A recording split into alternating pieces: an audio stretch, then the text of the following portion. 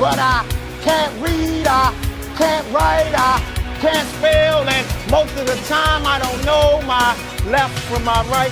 Now here's the thing about me that's a secret that most people don't know. I'm borderline retarded, and I can't read. These books that you're recommending, Goethe. I would pick that up and I would be like, 10 minutes later, I'd be like, what's my favorite song? The ABCs? I think we're kind of getting off topic. Can you name 10 books? Keep going back to me. Can you? Don't change. No. 10 books. You're changing the subject, actually. 10 books. You're changing the subject, okay, actually. 3 books. Okay. Well, the Game of Thrones series, not a book. Twilight series. It is a book.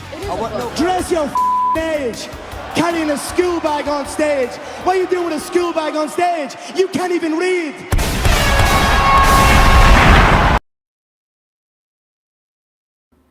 Oh boy, how's it going? Prude, it's good to be with you again.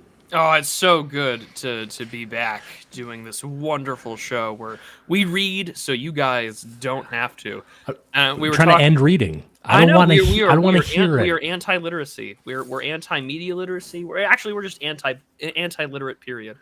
This is the most anti-literate show you will ever find online. And I think it's really funny. We were talking about this a couple of weeks ago as we were planning out what the hell we were going to talk about for the next couple of weeks was that we are doing Enlightenment Now by Steven Pinker, of all people. If you ever reply to him with a certain photo of him next to Jeffrey Epstein, he will block you. If you quote tweet him making fun of an old tweet from 2011 like I did, you will get blocked by him. Just letting you know. But no, look at this guy. Look at this this guy. Look at this dude. I'm going to say this. He's got the physiognomy of a man who couldn't be anything other than a professor. I can't imagine this head, this face, doing anything else other than like standing in front of a giant chalkboard. Look at him. He's got academic written all over him. Oh, I was going to say nonce, but yeah, that works too. Yeah, he could also be a gay pedophile. So I thought it was funny that we're covering Enlightenment Now on bright and holy Monday. This is the day after Easter. This is the day after Pascha. So I feel like we have to say a few things before we get started. Christ is risen from the dead, trampling down death by death, and upon those in the tomb is bestowing life. Sorry, Mr. Pinker. It's true. It happened. It's the most important thing that's ever happened. And we're covering Pinker. Just what has it been? It's been less than 24 hours since Pope Francis proposed. Well, that's a good point, and it's very timely that you brought that up because that is going to tie into something we discuss later in this book in a very, I'd say, anti-religious bent that he has. And, I don't know how much you want to discuss the death of Pope Francis or how many Catholics are in the audience, but the wound is still fresh, and there's a lot of debate on how appropriately to react to this, and people are already arguing about who the next pope's going to be. It's become very politicized, very ideological. But I guess, what are your feelings on all this? Does it cast a pall over the stream? The most important question. I'll be perfectly honest with you. I really don't think about the Catholic Church all that much. So no, it doesn't particularly for me. In the sense that I know it's going to be. I think a friend of ours, I think it was Popehead or someone, had said it best on Twitter, where he's just like, "I'm now going to hear every Catholic convert take on who the next Pope should be for the next 3 months, and it's going to be insufferable."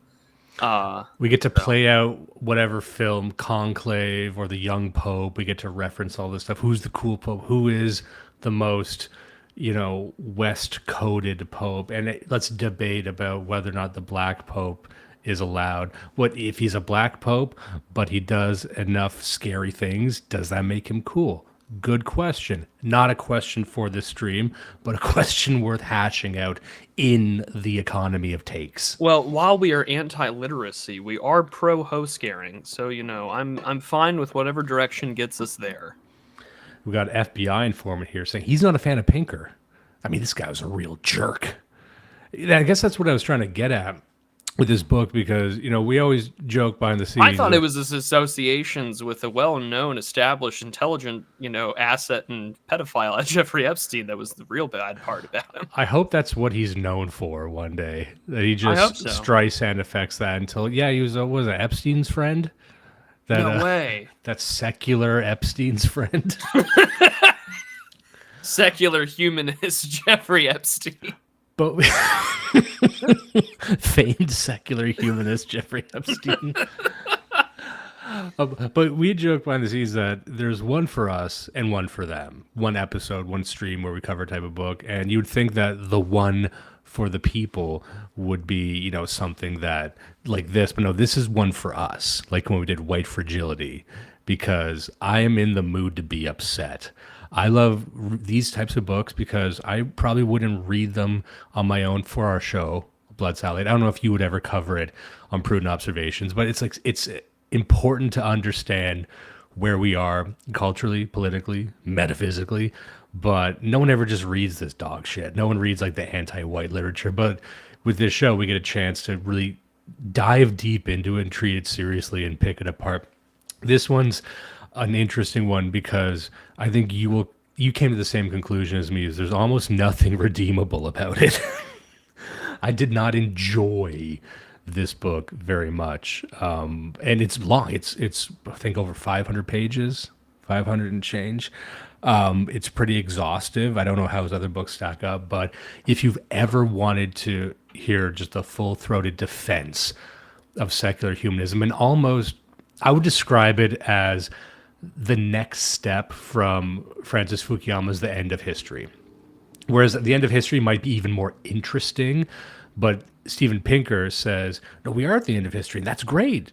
And then let's talk about why it's great, written in a very kind of non-interesting way. What do you think?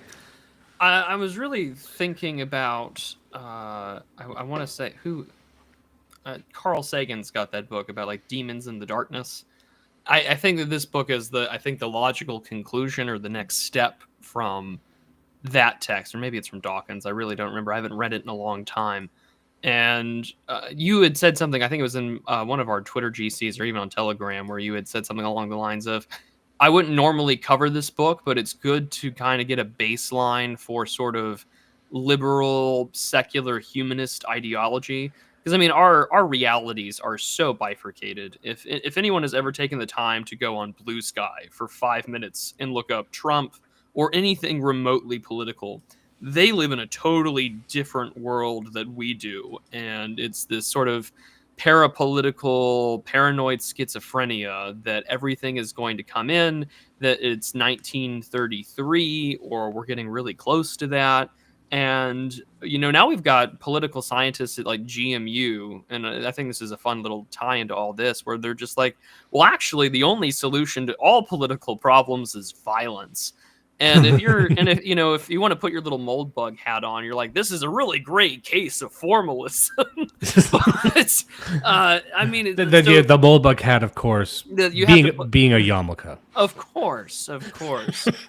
You know, the mold bug wig and yarmulke. The mold bug wig, but then it has a little yarmulke on top, and it has a little card of the Communist Party of the United States you put in your little shirt pocket to talk about how cool your parents were.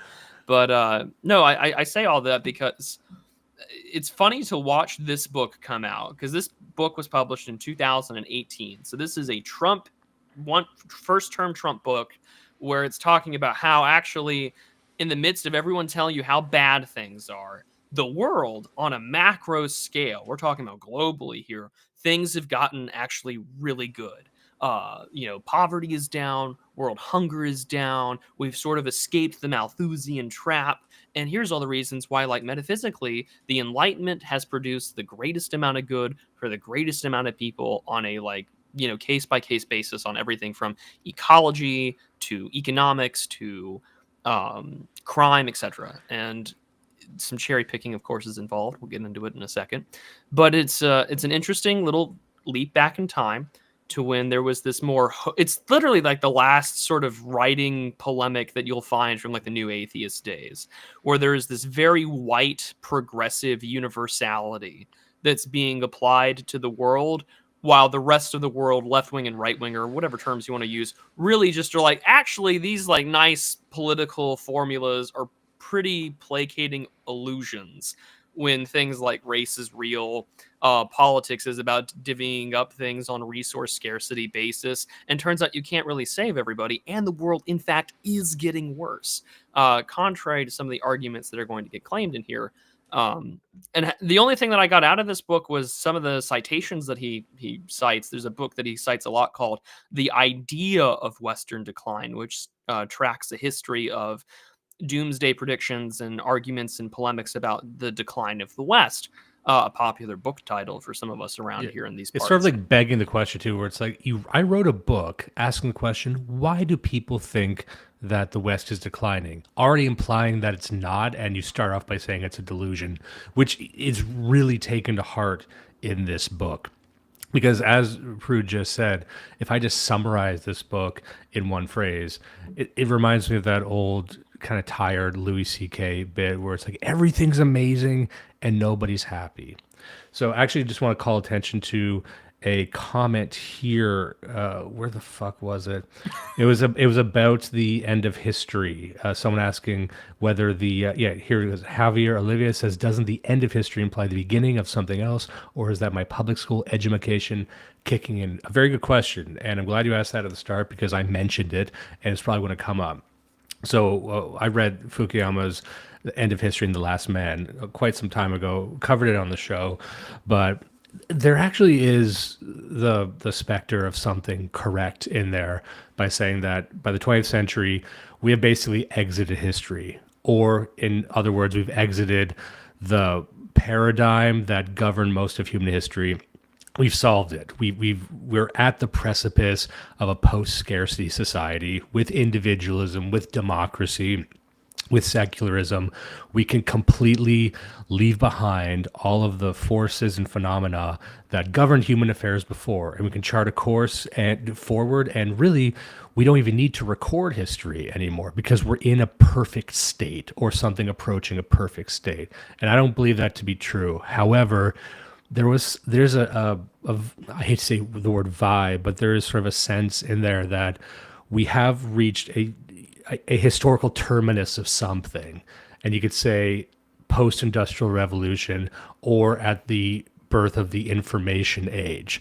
There is this sense that everything is different and nothing can go back to the way it was psychologically, emotionally, biologically. We seem to be on sort of a Kurzweil curve, whether or not you believe in Ray Kurzweil's singularity of technological progress.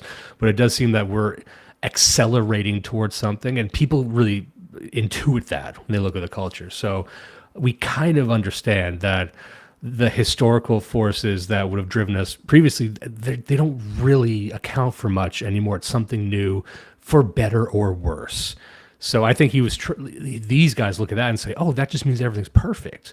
We can live in a world without war anymore. Whereas the pessimists or the realists might say, or this is the dawn of the most mind-bending, earth-shattering war you could ever imagine. Like, there's no reason to be this optimistic because, again, we return to the question Pinker asks, everything is amazing. Why is everybody miserable? Because he admits nobody's happy. He admits that nobody, aside from him and his cohorts, believe that the world is perfect, or it's the most perfect it's ever been. So that's kind of in my view, what the book is trying to answer. So the book is written almost confrontationally in that sense. Like he's trying to address people who already think the book is bullshit, and so he's trying to prove you, the reader, wrong. So it's not even like it's putting forward a positive vision, but it's in a hostile way. And I thought that was kind of interesting. I don't like it though. Yeah, it's very much finger wagging. It's like it's to be terribly, not to say. I'm reminded of that terrible quip that gets pointed out all the time from like Rick and Morty. It's like, you're both wrong and I can prove it mathematically. And he's just like, I can prove that you're wrong, Chud, and I've got a list of 20 citations as to why. And that's really what this book does for me, is that it's a case-by-case basis of this guy lamenting, I just wish everyone was so much smarter so they could be on my level and understand that the world is actually in a really good place, and that these idiots from all sides, these left-wingers who hate nuclear energy, these Christians, these Republicans, they're all dumb and retarded, and if you were with me, then you would understand that actually the world is doing really good right now. And it's just this very condescending tone. And then you start reading through it, and you go through everything that our side of things has been talking about for like the last 20, 30 years about that the Flynn effect is not actually continuing, and that we are seeing sort of a stop to it. Parts of IQs are going down, and in both America and other parts of the West, that we're seeing income inequality continue to be driven up by various factors that he doesn't really talk about. Immigration. He does not talk about human biodiversity at all. Although he does talk about race science and how terrible that is, despite the fact that he acknowledges that human biodiversity is real in one offhand citation. And that, we actually have to look forward to the fact that the thinkers of the Enlightenment brought upon this great era of mercy, scientific exploration, and calculation. It's if you put our atheism through Grok and just said, write me a book based on these two things, and this is what you would get out of it, is give me a case to prove that the world is actually doing just fine. I also love that you mentioned Rick and Morty, because when you think of who this book is for, or someone you might know who would parrot these points, I just think of Neil deGrasse Tyson as sort of the archetype of the fan of this book. I saw a tweet by him earlier. He's like, I've given a lot of thought during this Easter about, Christ. And I think it's very telling that if Christ, a brown man, existed now, they would be fighting to deport him. You know what I mean? Like, he's got that take of, oh, my science. He says, oh, my science. I'm not a Christian. I have nothing but contempt for Christ. But I think if he existed, he would be a Democrat and subscribe to me. Just that type of guy. So Steven Pinker I detected in this book the strongest hostility towards religion, and he just thinks it's stupid. And he thinks, I believe he outright says this in the book, that science could rise to the occasion of replacing organized religion. Well, why can't it? It's just magic. Like, it is a Rick and Morty understanding of science. It's magic. It can do anything. It can be God. We can make a machine God. We can make an AI machine God, and that makes us obsolete. But maybe we deserve it because we believe in racism. Oh, no, meow. Racism. Oh. Although it is particularly interesting, because he's written other books in the past, The Blank Slate. I think he also wrote The Better Angels of Our Nature. That's definitely one of his books. And so when you go through this, and I mean, 699 pages, but believe it or not, it is a very fast read. This is probably at the highest, maybe a 7th grade reading level. And he'll just be like, well, if you point to this graph, you can see my point. Da-da-da-da-da-da-da-da. If we look at this next graph, we can see my point. Da-da-da-da-da-da-da-da-da. Yeah, it reads like a very robust Reddit post. Well, like, it reads like a middle school essay. Like, this is my thesis, and these are my contributing points. And at the end of the chapter, you will see my conclusion about why my enemies are retarded. And so that's... No, but basically, it's like, oh, you think people are sad right now? Well, look at this graph that says people are happy. Look at that curve going up exponentially. Look at that line go up. They've been, and it starts in like 1750, and it's going to like, wait, what were you were taking a census on happiness in 1750? Where? In America? Like, what? Hold on a second. What is this graph, you asshole? You fucking piece of shit with a phenomenal hairline. I grant you that. I grant you. That doesn't sound jealous at all there, Dimes. No, he's got the hairline that if I do everything right, I can maintain into that age. And he does not have a fro. He's got a flow. And that's where a lot of people are getting tripped up. They say, oh, he's got a big Jew fro. No, that's just what people with really fantastic hairlines, you have to grow it at that age. That's all you can do. Because any day can fall out. Any day, heart attack. Any day, stroke. Any day, your balls explode. But at the very least, you got that. You can maybe the hair's gone tomorrow. Maybe your head falls off. Maybe a fucking black hole opens up inside of your solar anus. I don't know what I'm saying. Save me, Prude. It's so again, why I think this book is also one of those last vestiges of new atheism is that it spends a long time talking about Islam towards the end. Because this book is divided into 3 sections, mind you. And the 3 sections of this text are Enlightenment, Progress, and then Reason, Science, and Humanism. And in part 3 is where you really get a lot of his political leanings that just really come out. I mean, it's throughout all the book, but I mean, he just lets white middle America have it. But he spends a long time on Islam, in part because he really does think that the same sort of belief that Dawkins and others had, probably with the exception of Hitchens, that, we are liberalizing the world faster than, Islam can try and like repress it. And it's always been interesting if that's true, and per his evidence, he's saying that it's true, then that makes liberalism the greatest weapon ever devised by mankind that's been unleashed ideologically speaking. When you can stand there with like your little soy face with the my brother in science kind of deal, and you can tell me that, like, actually, I can make the imam's son trans before he can bomb me with his car. That's a terrifying realization of what kind of weapon we've unleashed upon the world. That's a great way to contextualize this, viewing liberalism as a degenerative force, but being happy about that. Because this throws back to a time, maybe some of the younger viewers won't remember this, but this would be sort of the alt-right, alt-light, 1.0 era, but where anti-Islam and anti-Islamist sentiment was very popular on the right. I mean, it still is, obviously, but I remember even from guys like Gavin McInnes, you hate Muslims. But what do Muslims really hate? Men kissing. And so the great protest Gavin McInnes enacted against some fucking... like the Dutch nationalist parties that have gay pride parades in like Muslim neighborhoods. Yeah. Gavin McInnes like made out with Milo Yiannopoulos in front of like some Muslim thing, some mosque. And you're supposed to say, yay, get them. That's how we defeat Islam. Using. So the other thing too that I laugh about this, and I mentioned it earlier, is there's no acknowledgement of race at all in this, other than talking about how awful racism is, and that we have this explosive exponential growth of anti-discrimination laws throughout the world.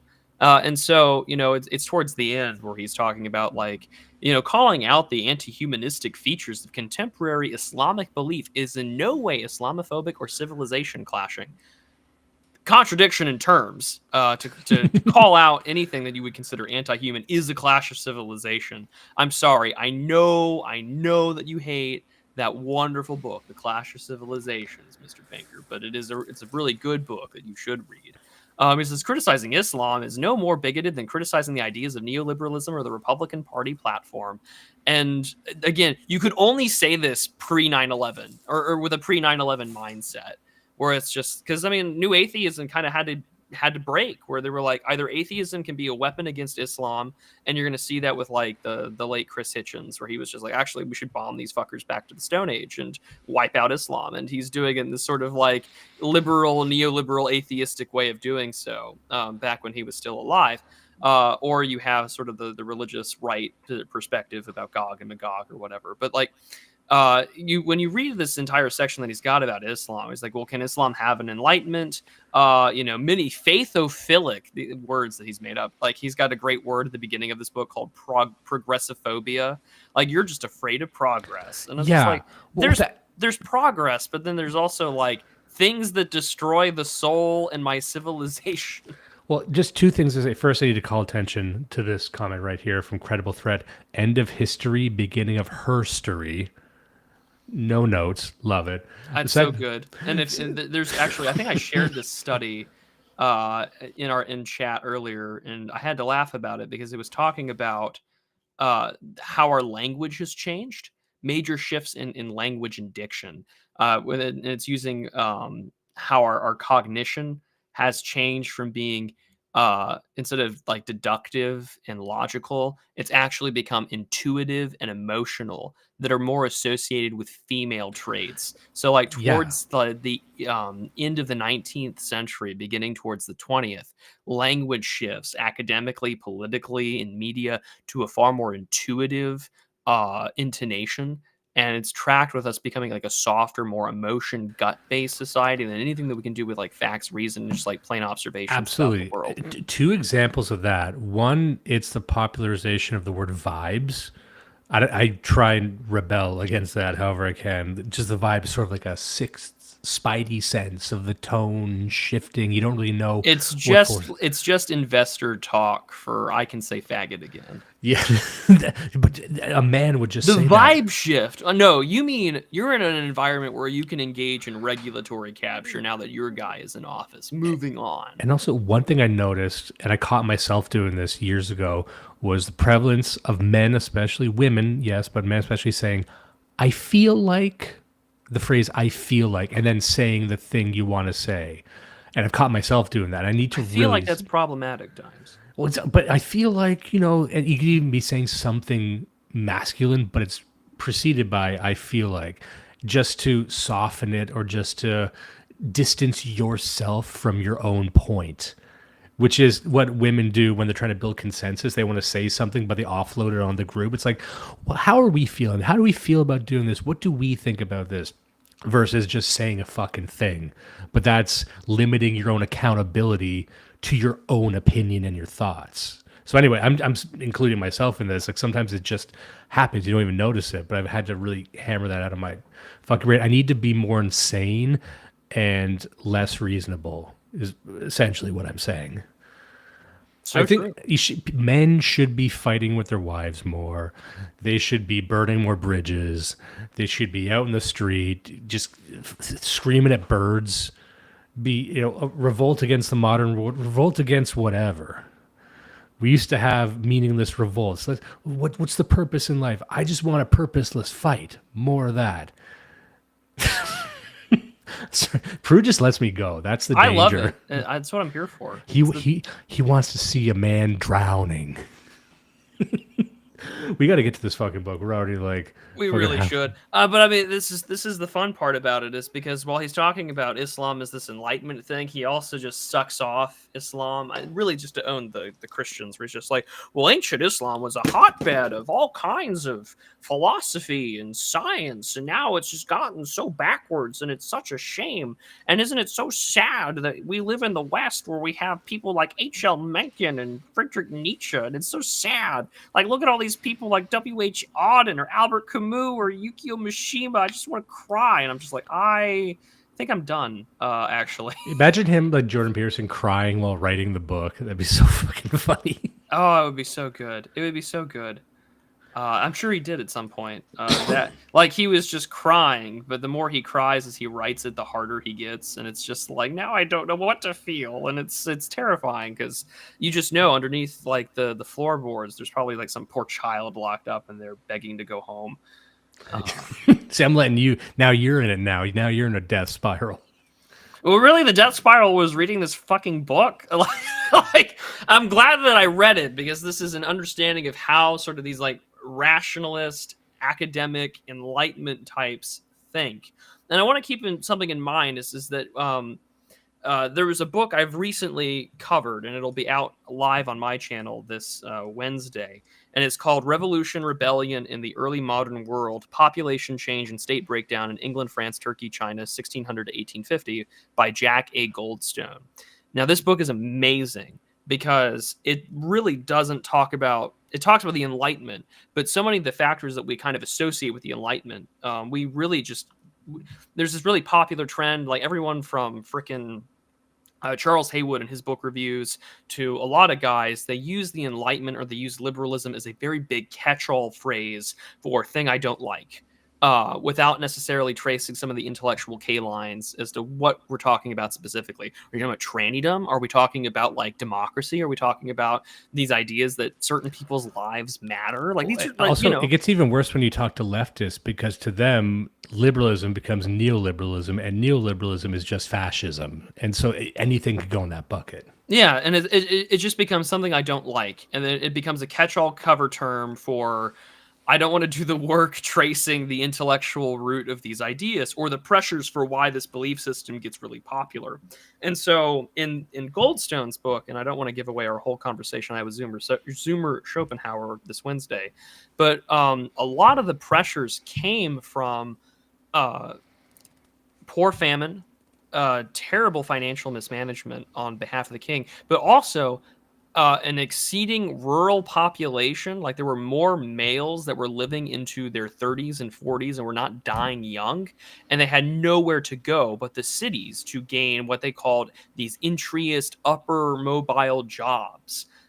And so, we talk about this like excessive elites or these midwits or whatever. Well, we're talking about during the prelude of the French Revolution, all these like rural guys that wanted to get an education and nowhere to go, had no marriage prospects, became lawyers, became radicals, and they were, talking about these ideas because they were out of meaningful avenues to, get a living, get a job, get a wife, or gain a title that had some essence of nobility that would allow them to do so. And as nobility becomes this less coveted thing, you're getting an outcrop and a gatekeeping of elite positions. You're getting a lot of quote unquote sensitive young men getting ready to just like off with the head of the king. We're fucking done because there's nothing for us to do. And so like it's kind of a materialist breakdown of the text, but those things are very important for us to consider. Why do these things happen for state breakdown?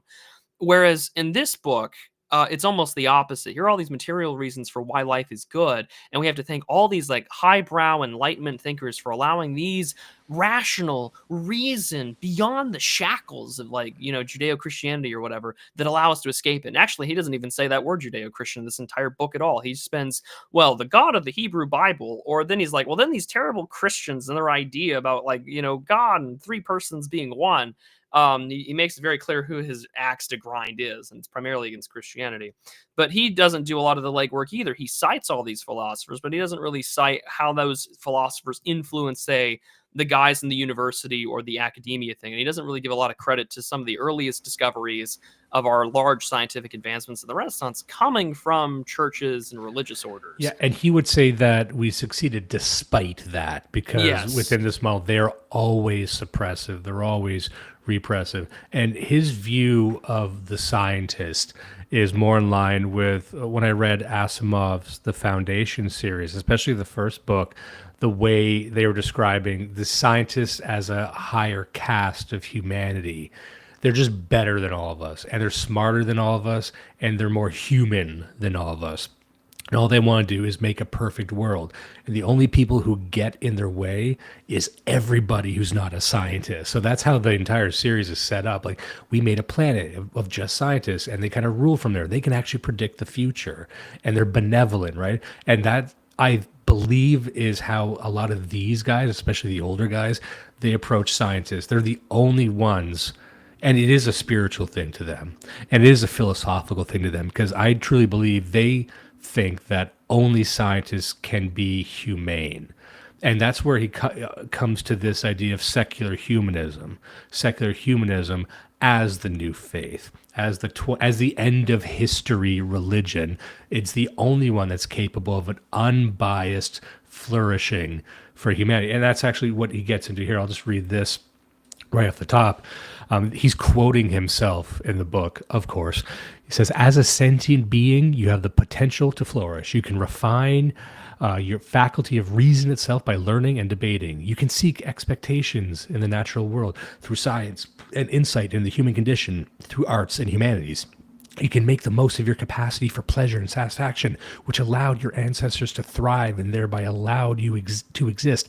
You can appreciate the beauty and richness of the natural and cultural world. As the heir to billions of years of life perpetuating itself, you can perpetuate life in turn. You've been endowed with a sense of sympathy. Sympathy is important. I'm taking a brief detour here. Sympathy and empathy, but specifically sympathy, sits at the heart of secular humanism. And I think in his frame, liberalism, that is what makes liberalism special, the centering of sympathy. Anyway, moving on. The ability to like, love, respect, help, and show kindness. And you can enjoy the gift of mutual benevolence with friends, family, and colleagues. And because reason tells you that none of this is particular to you, you have the responsibility to provide to others what you expect for yourself. The Enlightenment principle that we can apply reason and sympathy to enhance human flourishing may seem obvious, trite, old-fashioned. I wrote this book because I have come to realize that it is not.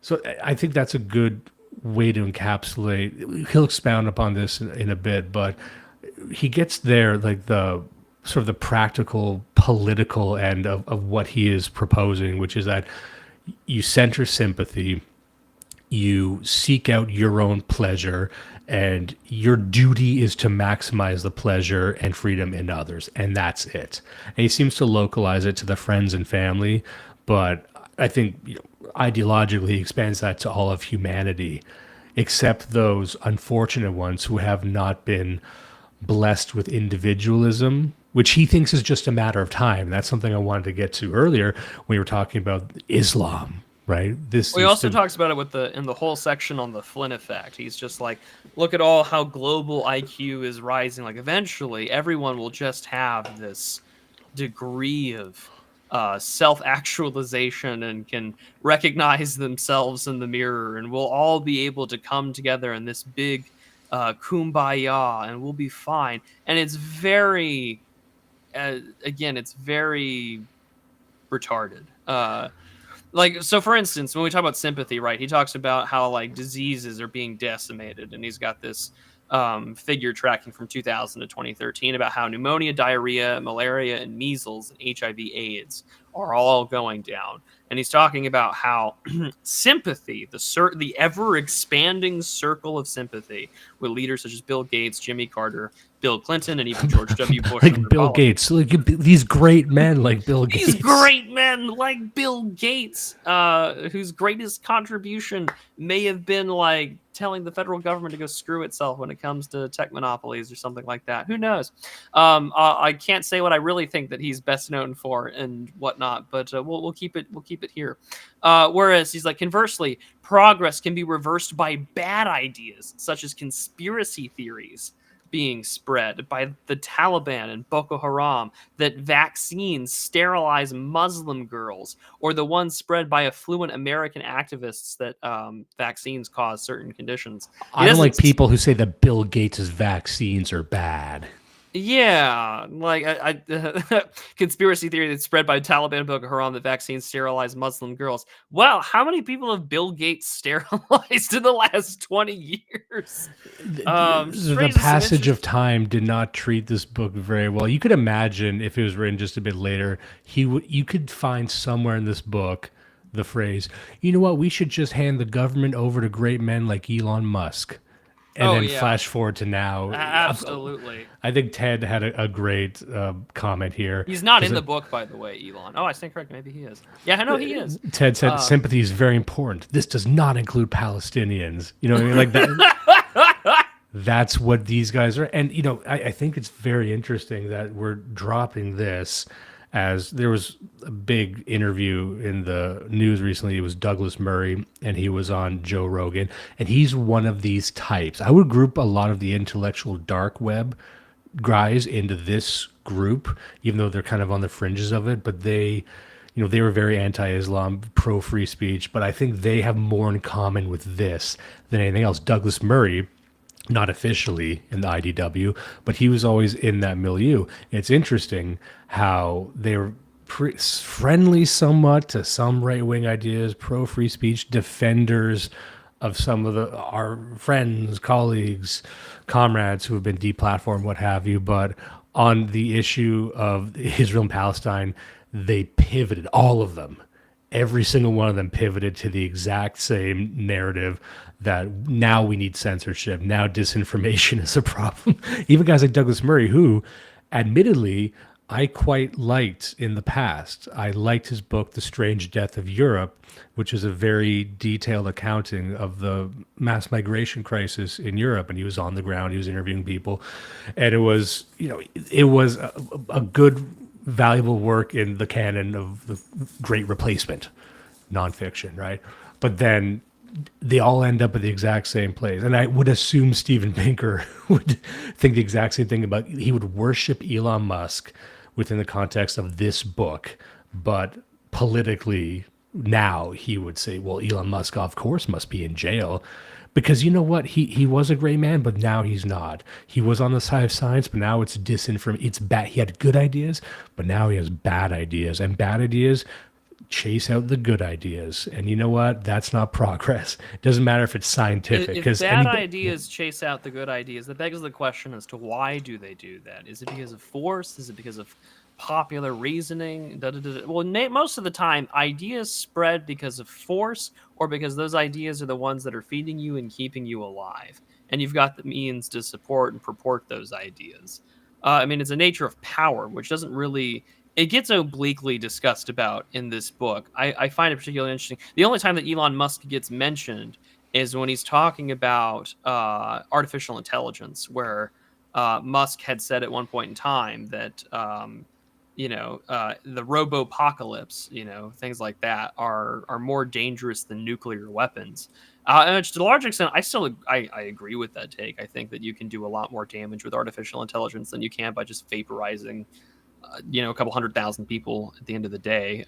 Because if you can deploy it effectively, then great. Now all of a sudden, you've created a sort of a genetic bottleneck of sorts with all sorts of things. Or, you've just subsidized India and made more Indians, and that's even more terrifying. I'm just looking at the title of this chapter, and I know my good friend Ted is in the chat. This seems like a meme right here. Dare to understand. Like, what an annoying thing to I type. love Ted, because he said, my other plans were canceled, so I guess I'm going to annoy people in live chat instead. Thank you, Ted. We greatly appreciate it. Ted's my spirit animal. He's a great guy. I just want to read another part here, just to set this up in his own words. Make sure here we go. What is the Enlightenment? What is the Enlightenment? There's no official answer. I would disagree, but let's go on anyway. There's no official answer because the era named by Kant's essay, he refers to Kant a lot in this, and Kant's appraisal of the Enlightenment. And so I don't really believe that there's no consensus on the years that bookend the Enlightenment. But anyway, named in Kant's essay, was never demarcated by opening and closing ceremonies like the Olympics. What a normie thing. What a Reddit thing to say. Nor are its tenets stipulated in an oath or a creed. The Enlightenment is conventionally placed in the last 2/3 of the 18th century, though it flowed out the scientific revolution and the Age of Reason in the 17th century and spilled into the heyday of classic liberalism of the first half of the 19th. Provoked by challenges to conventional wisdom from science and exploration, mindful of the bloodshed of recent wars of religion, that's an important part for the rest of this book, and abetted by the easy movement of ideas and people, the thinkers of the Enlightenment sought a new understanding of the human condition. The era was a cornucopia of ideas, some of them contradictory, but four themes tie them together: reason, science, humanism, and progress. I think that's a good summary there as well. No, I would agree wholeheartedly. That's the exact sort of thing that this book is about. As I read that, there's two books that we had covered on Blood Satellite previously, and I find myself referring to them a lot. One was a book that he cites in this book called The Structure of Scientific Revolutions. It's a pretty short book, but it takes a look at the scientific revolution and how it actually occurred. And this other book that the Thomas Kuhn book? That's right, yeah. The one they give to every poli-sci major in their 101 class. Exactly. You shouldn't base everything you believe on that, but it's interesting. And I think it really proves the opposite of what a lot of people think, by showing that there wasn't really a scientific revolution. These things happen through fits and starts. It's a conflict. It's a conflict of ideas. He makes it sound as if the Enlightenment was just this orgy of ideas that was just flourishing as a result of this chain of progress, and it wasn't. And he looks at very specific flashpoints in what we might call human development, but it was a conflict of ideas. Sometimes it was filled with bloodshed, right? Like people, they were not friends. These were not colleagues. These were people like fighting over discoveries and ideas. It was very contentious, as it continues to be. And so the entirety of a scientific revolution was a revolution in the sense, if you look at the October Revolution or any revolution, it's always in a process of dying, and sometimes miraculously survives, and then one leader dies and someone else takes it on and it mutates over time. See, that to me is much more interesting, but that really strikes at the heart of the mythology of the Enlightenment. Furthermore, there's this other amazing book that I think about from time to time. It was The Crisis of the European Mind by Paul Hazard. I recommend anyone read that. That is a history of the Enlightenment, and you can contrast this entire book against that one. And he shows, and to his effort, Niall Ferguson in The Square of the Tower, he kind of gets into graph theory. He shows how the Enlightenment actually occurred, because like you said here, it's like a free flowing of people and ideas. That's not how it happened. That's not how it happened at all. It's quite the opposite. We can tell through tracking the passage of letters and communications between people that within France and Vienna and all throughout Europe, there were these centers of what you might call intellectual awakening, but they were segmented. They were not in open communication at all. In fact, they didn't fucking like each other. And it was up to a few key, what we call power nodes, as he was describing this in terms of graph theory. And this is how everything operates, by the way. You have these movements over here, and they're apart, and they don't like each other. They don't get along. The American Revolution was also like this. But they leave it up to a few key power nodes that travel between these sorts of groups and then ferry information. That is how they're connected. But it's not the case at all that they overlap in any fucking way whatsoever. So again, that strikes at the mythology of the Enlightenment, that people were just exchanging ideas. That's not how it was at all. And furthermore, what I love about the Crisis of the European Mind is that he draws a very bolded line between the Enlightenment and what will become rationalism. So there's this idea of the Enlightenment, which might have been more scientific inquiry. The scientific revolution led to the Enlightenment, then led to rationalism, where it was a fascination with nature and wanting to understand nature. It was a movement of understanding. And you could have that movement, that revolution, within a relationship with the church, within religion, because you're just trying to understand God's plan, God's mind, God's universe. But only later, with certain philosophers, Spinoza being one of them, did it turn into what we could describe as a culture of critique. That's when the scientific method... If you want to, sorry to interrupt, but if you want a sign of how bad this book has aged, yet the biggest single change in the international order from Enlightenment thinking is an idea that we seldom appreciate today. War is illegal. For most of history, that was so not the case. No, they wrote it down. You can't do it. Can't do it. Well, and I mean, to talk about Kant, he refers a lot to Kant's essay, the Perpetual Peace. And it's after this, he says, only after World War II that the pacifying forces identified by Kant and others were systematically put into place. So really what Pinker here is just adoring is the post-war consensus. That's absolutely. That's what this book's about. This is the worship of the post-war order. That's it. He thinks that the post-war consensus and this innovation called international law, we have the United Nations. So of course you can't have war. It's illegal to do that now. So that, I guess that's why we don't have it, right? That's why we don't have war anymore, because we made it illegal. What, you can't be a criminal. What are you gonna do if you're a fucking country and you declare war? You're going to jail, right? You don't want to be a war criminal, do you? You don't want to be like Saddam Hussein, do you? You want to be a war criminal and go to prison with black people? And even when they talk about prison, it's that normie sadism of like, you're gonna be a chud and you're gonna go to prison. That'd be great. You're gonna get molested. Just what are you, Kanye West? I love Chud Pinker. New character, Chud Pinker. It's like Chud Pinker. The West innovated this thing called international law. So if you do a genocide, you're gonna end up in prison with Jamarcus, and you're gonna get raped by a black guy. That's forever. Terrible. You don't want to go to jail, do you? You don't want to go to war. Chud Pinker. It's true. You don't want to be a chud. Sounds terrible. I'm going to move. I think I lost my train of thought before. I think I was talking about a crisis of the European mind, but just to end that the Enlightenment mutated into this thing called rationalism, which became a culture of critique, which in my view perverted what was a very fascinating European movement of discovery of nature and inquiry into the forces behind everything into something that is used to deconstruct society. So it's taking the scientific instruments, instead of aiming them outward, you aim them exclusively inward at yourself, at your identity, at your culture, at your religion.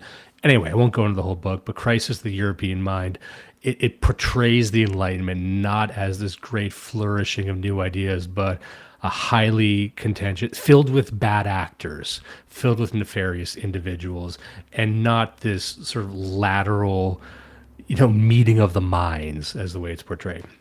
I think that's more accurate. Yeah, and I think also that what you get out of this is that there's a huge desire to blame Germany. And so if you go to page 196, he talks about romantic militarism. And he says, perhaps the biggest impetus to romantic militarism was declinism, but the revulsion among intellectuals that thought that ordinary people seemed to be enjoying their lives in peace and prosperity. Cultural pessimism became particularly entrenched in Germany through the influence of Schopenhauer, Nietzsche, Jacob Burckhardt, George Simmel, and Oswald Spengler, author of Decline of the West. We will return to these ideas in chapter 23. To this day, historians of World War I puzzled over why England and Germany, countries that have a lot in common, Western Christian, industrialized, influent, would choose to hold a pointless bloodbath. The reasons are many and tangled, but insofar that as they involve ideology, Germans before World War I saw themselves as outside European or Western civilization, as Arthur Herman points out. In particular, they thought that they were bravely resisting the creep of liberal, democratic, commercial culture that had been sapping the vitality of the West since the Enlightenment, with the complicity of Britain and the United States. Only from the ashes of a redemptive cataclysm, many thought that a new heroic order would rise. They got their wish for a cataclysm, and a second one, even more horrific one after that. The romance had finally been drained from war. The peace had become the stated goal of every Western international institution. Human life has become more precious, while glory, honor, preeminence, manliness, heroism, and other symptoms of excess testosterone have been downgraded. The other thing, too, is that he talks about the idea of how dumb things like nationalism or ideology are, despite being a huge ideologue.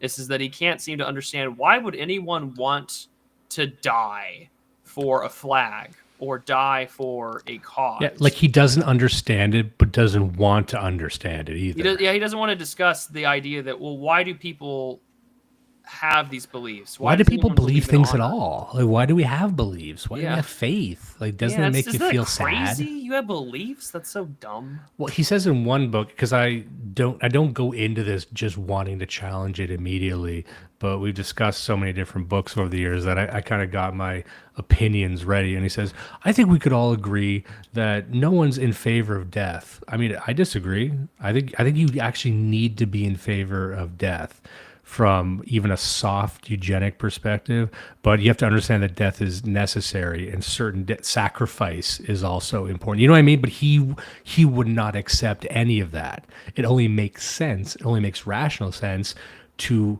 hate death and want to get yourself as far away from death as possible, which is why guys like him are so big into transhumanism, because death is just another problem to solve. Death is the ultimate disease to cure.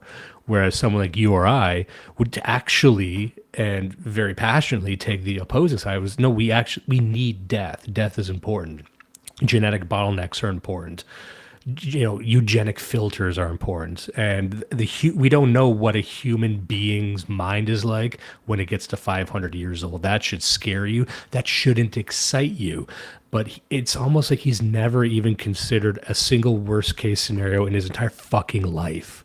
Like he's never thought, how could this go bad? Yeah, well, also that there's no. This is the thing about. This is why I find Paul Virilio so interesting. Is that he does talk pretty extensively about what he talks about is the original accident, or the study of acceleration, wherein we have ideas that are invented or created, and we don't really consider that what we've also invented with them are ways in which they can go wrong. So the invention of the train, ergo, means the invention of the first train derailment. Even though it hasn't happened yet, we've invented it.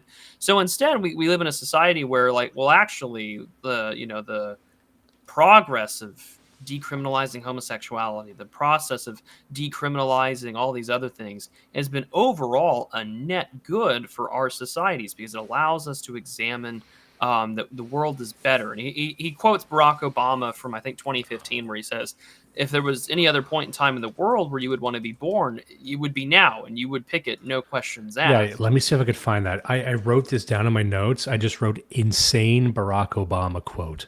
So let me just highlight this here. If you had to choose a moment in history to be born and you did not know ahead of time who you would be, you didn't know whether you were going to be born into a wealthy family or a poor family, what country you'd be born into, whether you were going to be a man or a woman. If you had to choose blindly what moment you'd want to be born, you'd choose now. And I love that because I think it's important to remind people how many just nonsense dog shit things that Obama said that they're trying to ignore. Like, forget he said that. Like, what a nonsense statement that is. Which is like, that's what the end of history is, by the way. If you ever need any more clarification, like, it's the belief that now is the greatest time in human history. The only thing that could conceivably be better is tomorrow. If that sounds reductive, it absolutely is, but that's what they believe. And I think they really believe that. Well, they kind of have to, because there's no question of what maintains the system at all. This is the thing I find really interesting when you talk to sort of these and even amongst like gay activists or whatever, they'll be very open with you saying, well, the world is such a good place right now. Or like the world is being better because I'm allowed to exist or live or whatever. And it's just like, well, you exist because you're a political tool of the state. Like, I mean, like, think about this when we talk about like J.B. Pritzker or anyone who works with like the transgender industrial complex. Like, you are creating a class of people that are permanently dependent on you. And you've created the ultimate golem / eunuch. You've reinvented the court eunuch is what you've done. And so what does that mean for us? Well, it doesn't mean that like, oh, I get to exist. It just means that we've created old tools that, we thought we were so enlightened to reinvent. It's the same thing with like slavery. It's just like, well, aren't you so glad we've gotten rid of slavery? It's like, no, we have a slavery system. We just call it a visa system. It's different. It's like indentured servitude, but like less white. Exactly. How much has actually changed and how much has just evolved into a different form?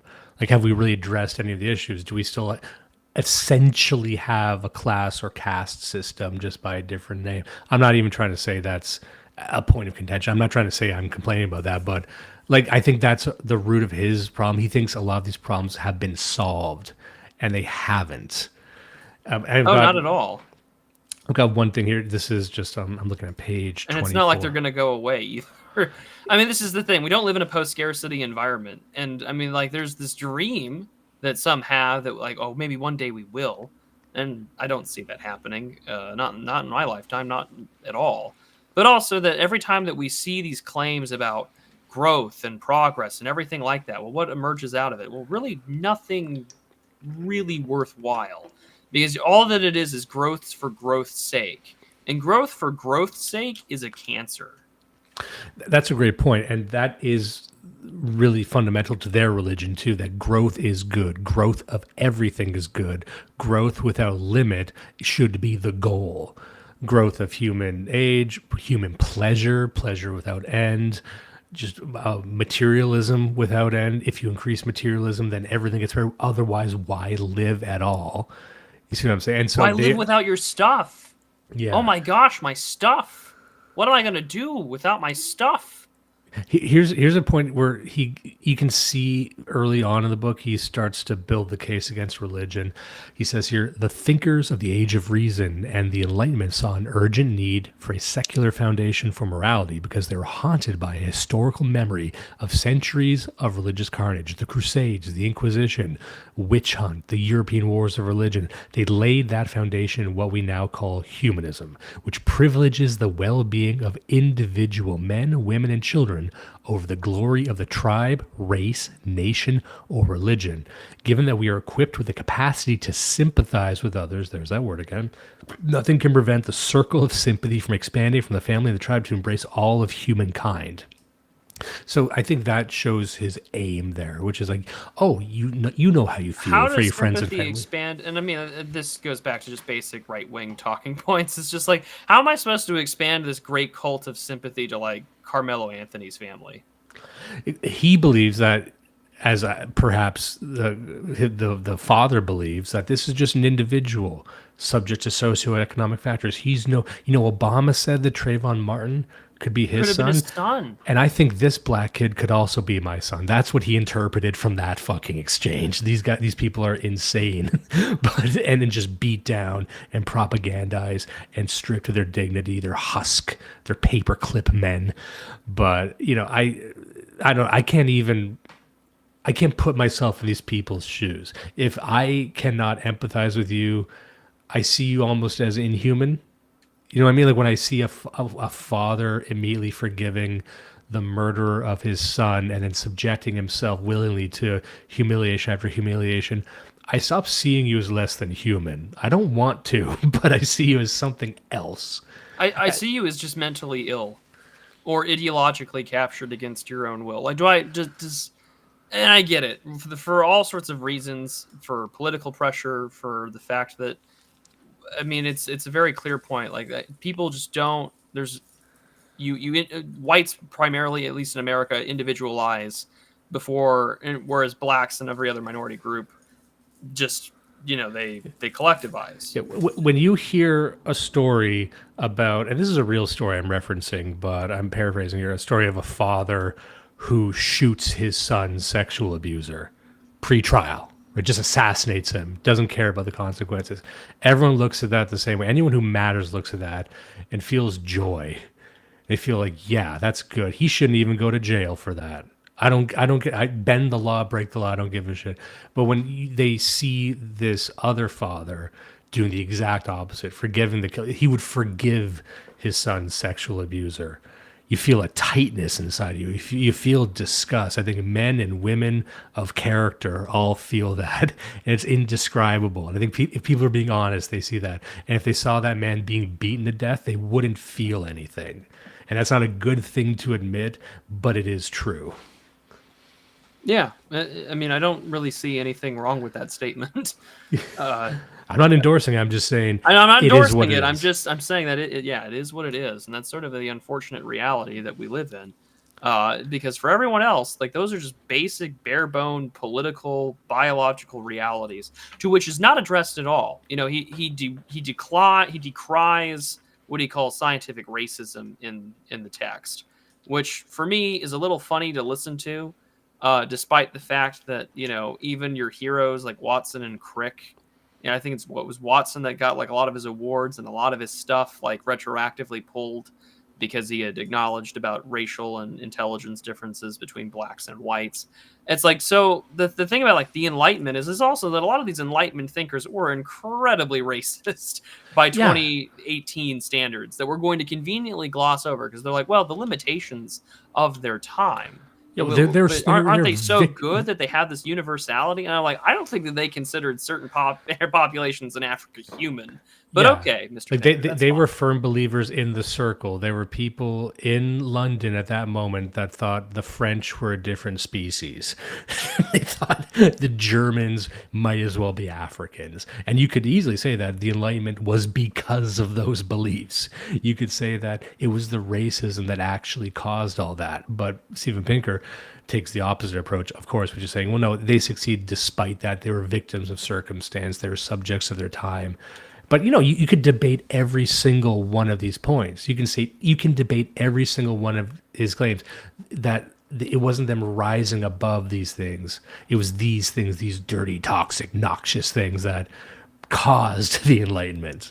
But, well, and then towards the end of the book, he's just like, well, now in the age of Trump, it's really sad to see this like retraction from the Enlightenment. Like, isn't it so sad that people think that like something fishy was going on at Comet Pizza? Don't you think it was really depressing that like Donald Trump can lie so flagrantly and that the news isn't doing enough to fact check him? When he never asks the question, he just assumes that people are retards. That, well, why did people want to believe this in the first place? Why do people want to assume that the things that Trump says or any sort of right-wing position is true? Is it because it's like a knee-jerk belief that perhaps there's a point to these things? That, hey, I don't necessarily think that all of these guys are like satanic pedophiles, but like actually most of these guys really do seem to be satanic pedophiles, and we should look into that. Well, what's interesting for someone like Steven Pinker, who purports to be an academic, a thinker, an intellectual. There's a lot of feels over reals here. There's a lot of feels over reals, a lack of curiosity. I don't see any attempt to understand nationalists or Trump supporters. He would just say they're insane, they're delusional, they're bad people. Like no joke, he would say, well, they're bad people possessed by bad ideas and they're anti-progress. Like there's no question in my mind. And we're just gonna kill them. like ask Douglas Murray right now. It's like, why do people side with the Palestinians over the Israelis? Like, why can you imagine that they would do that? He'd say, well, it's just disinformation and evil people that took on the role of puppet masters, and it's good versus evil, and I'm anti-evil, and maybe, hey, maybe you're pro-evil, but for me, it's being anti-evil. I'm so pro-good that I'm I can't finish that joke. I'm a pro good guy. Maybe that's not your thing. Maybe you don't like. I'm so pro good guy. I work with Israel. Hey, maybe you're in favor of babies being kicked to death, but hey, speak for yourself, pal. I'm against that. Speak for yourself, Chud. I'm pro good. That means I can never be wrong. And it's great. It literally is the Norm Macdonald joke about how good guys have won every single war throughout history. Yes, it is. And again, only Norm Macdonald could phrase it that way, where I think the people who don't deserve to hear that can't hear it. Like the people who it's designed to critique are so fucking stupid that they won't even see those words together and understand that it's against them. Whereas me, I'll just scream it in their face with a hammer in each hand and then just start breaking my own kneecaps and like, well, that's how you know that the Pope is dead. Yeah. You know, I wanted to skip ahead here right to the very end. And I think we might even have different copies of the book here. So maybe when you give me page numbers, it might not line up. But this is how he ends the book, and it kind of circles back to the start. He says, in summary of the Enlightenment, right? He says, this heroic story is not just another myth. Myths are fictions, but this one is true to the best of our knowledge, which is the only truth we could have. I love that line. True to the best of our knowledge. Well, isn't... Okay. That means there is no truth. There's only knowledge. Truth is the measure of the knowledge that we have. But whereas you or I or many of the readers would see truth as its own a priori pursuit, and there's knowledge and information data, but it is something true at the base of everything. But he's like, no, truth is just we get data and then we think data. When he says truth, he means accuracy. He doesn't believe in truth. Well, also the consensus-based reality. Like, well, truth is a matter of the consensus and peer review, and this is really the only way that we can measure things, because truth can change. Definitions can change based on the circumstances. We're not going to talk about whether or not that's based off political conveniences, like changing the definition of a recession in the Biden administration. But, that's just sort of the way that, data works. How do we know what's true? Well, you know what? We've got a peer review. We trust the experts. We have a priestly class. We have a priestly class. We have peer review, and that's that's not even the best idea, but it's the best one we've got. Until what? Who invents a better one? Like, what are you talking about? It's just more consensus. Well, the ultimate consensus is democracy, and maybe we should vote on truth. I could say that to him right now, and he would say that was a great idea.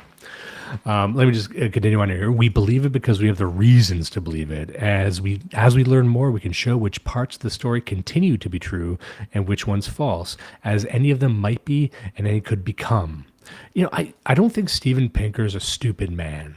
I wouldn't be so arrogant as to say that, but that's a very stupid thing.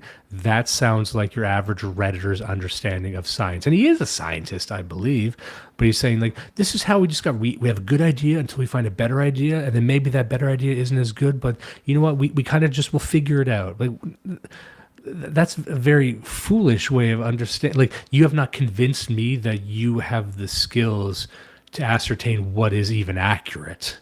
You're just kind of leaving it up to the system. You're leaving it up to the invisible hands of progress itself, which you have substituted for God. The only God is progress and the belief that we're always progressing because we can't not progress. But that sounds like a poor substitute for a divine creator. That just sounds like a bunch of fucking faggots whacking off. Anyway, continue on here. It says, and the story belongs not to any tribe, but all of humanity, to any sentient creature with the power. Okay, let me just step back here. Really underscore this. And the story belongs not only to any tribe, but to all of humanity, to any sentient creature with the power of reason and the urge to persist it into being. So he's now expanding this to extraterrestrials. He's expanding this to any creature with the ability to reason. Well, does that mean that, like, the guy who doesn't understand how to build a bridge in Timbuktu. Well, Is he also, capable? does that mean any AI? Does that mean any like an NPC But in a also, video like, game? but it's also a clear ignorance that, like, so for instance, take a look at the study on COVID vaccine hesitancy, and it was like the bell curve meme about like the dumb guy was like, no, I don't trust it, and then people with PhDs and postgraduate education were actually the most hesitant as well, alongside their counterparts on the opposite end of the bell curve. Whereas it was sort of like the midwit sort of thing there. And while that sort of overgeneralizes sort of the claim about, well, who was rejecting or who was wanting it, I think that there's a point to be made there that, like, actually there are people who are rational enough to be skeptical of your belief system. And if you're not willing to entertain the fact that you can be wrong, because Pinker certainly doesn't do that. You listen to an interview that he's in, he is going to flat out tell you that he is right every time, and that reason and progress and the rest will prove his points with a better degree of accuracy than any sort of claim that you can make. Why? Well, we can dodge around certain questions, like, well, clearly, the definition can change. A new study might come out. I might change my position. But his political orthodoxy, is not going to change. Why would it change? I'm clearly in the position of moral superiority because it's the Reddit r atheism quote. I am enlightened by my own intelligence. I got this one thing here at the end of the quote I was saying was, for it requires only the convictions that life is better than death, health is better than sickness, abundance is better than want, freedom is better than coercion, happiness is better than suffering, and knowledge is better than superstition and ignorance. And I just like that as the capstone because I know as a white male Catholic, I disagree with all that shit. I disagree. Hey, I think death is often better than life. I think suffering is great. I would rather suffer than be happy. I'm suffering right now. Fuck happiness. Freedom is better than coercion. Well, you actually don't have freedom. You only have coercion. No one's ever been free. No one in the history of the world has ever been free. Shut up. Knowledge is better than superstition and ignorance. No, I think superstition is better than knowledge. I think I would rather have knowledge and superstition and ignorance, because what you fail to understand is that ignorance is coded into the human being at some level. Not everything is a problem to solve. And if we believe in anything, it's, why do we believe in the necessity of death? I had a commenter in the chat here say that I had my belief in the necessity of death was lame, but I do think it's a necessary eugenic filter. I think is the best one we've got. I think, a human being living to 700 years, we don't know how the mind or the personality rots, or we don't know even if the new types of insanities that could occur. Yeah, I was about to say, we don't live that long to begin with. And so it raises a fun question of, even if we lived that long, what are the evolutionary pressures that we alleviate? Or even worse, what sort of new dysgenic things do we engender? So I mean, like, if you wanted to be really hardcore eugenicist about it, not that I am, in part because I like living myself and I was born with a congenital problem, but like, if you want, let's be purists about it. Let's say, okay, well, because of the mass widespread use of eyeglasses, like genes that encourage blindness, astigmatism, have allowed to live on past perhaps the natural point they would have died off due to people, dying or not surviving in tribal or pre-modern era environments. Well, okay, we lived to 700 years. Or even with like ChatGPT right now, Microsoft got rid of their Microsoft Copilot in a lot of their workstations. Why? Because it's actually making their employees retards. This is something that even McLuhan will talk about in Understanding Media, that all media is an extension of man. But when you extend it, the actual thing that you were originally using is going to be atrophied. So, for instance, if you were a younger person, like if you were when you were younger, say you're in your like mid 30s or younger, you probably have a good chunk of phone numbers from your contacts list memorized. With the advent of smartphones, a lot of people no longer memorize it because they can just refer to their contacts. They don't really need to worry about memorizing certain phone numbers in case they're in a place and they need to call somebody. They need to use a payphone. Those things go away. And so I think that we kind of take for granted this linear degree of progression for how things are. And also, I think if you get rid of death, you lose one of the primary evolutionary pressures for why we do shit. Why do we fight and kill and fuck? Because we know we're going to die one day, or someone's going to try and kill So us. it's how we define not only sacrifice, but a great amount of what duty is. And just to call attention to Oswald Dart here, know the idea that it's only eugenic, it's lame, death is much more than just eugenics. I am aware, I never said it was just eugenics. Listen to me, look at me. You're being a silly Billy right now. I know how this ends. This ends with both of us agreeing. We don't even really disagree. It's semantics. Put her there. Let's just shake on it. Let's just have a good stream. We don't gotta be at odds like this. I'm here. I'm in a good mood. I got a Rockstar Zero energy. It's fruit punch flavored. Don't harsh this. That's Enlightenment Now. Yeah, that's Enlightenment tomorrow. So sorry, you're making some very good points there. I derailed Also, it. I really hate the fact that I'm going to make this reference live on air. There is a series of short stories I've read on the internet. I will not say where, that poses an interesting question about, like, well, what if, death stopped, and we stay in our current condition? How does humanity get around the fact that we don't die like we used to? Raises a fun question, now doesn't it? Now, what does that mean for us? Like, how are we going to divvy up resources? How are we going to correct this or that or the other? How are we going to deal with the fact that inequality is still a thing, resource scarcity is still a thing, but now we're not dying anymore? Crazy shit, right? I think that we could probably evolve to handle that, but also at the same time, I think it would be insane, just because I think that all of the realities that, like, the right will talk about, like, who uses resources, diversity, those all become harsh realities that no one wants to talk about, but we kind of have to. And so I think that if we were to get rid of death, or that death being a primary motivator, I don't know. I just feel like they're essential. And are we going to live past our length of time? I think maybe Brian Johnson might succeed. I don't know if I want to put silicone in my penis for the rest of my life, but I only want Brian Johnson to live forever. I want everyone else to die, but I want whatever that man is to live to be 1,000 years. I want to see what that is like in 200 years. If we do get to live that long, would I take it? Maybe, but, like, can we solve the neurodegenerative problem? No. Even Pinker admits that bodily deterioration and senility are natural parts of the human condition, and I don't know how you get rid of them. I would love to know how, because I know people with dementia, and I think that's fucking tragic and terrifying as all hell. And and again, why do we do things? Because we know we're going to die one day.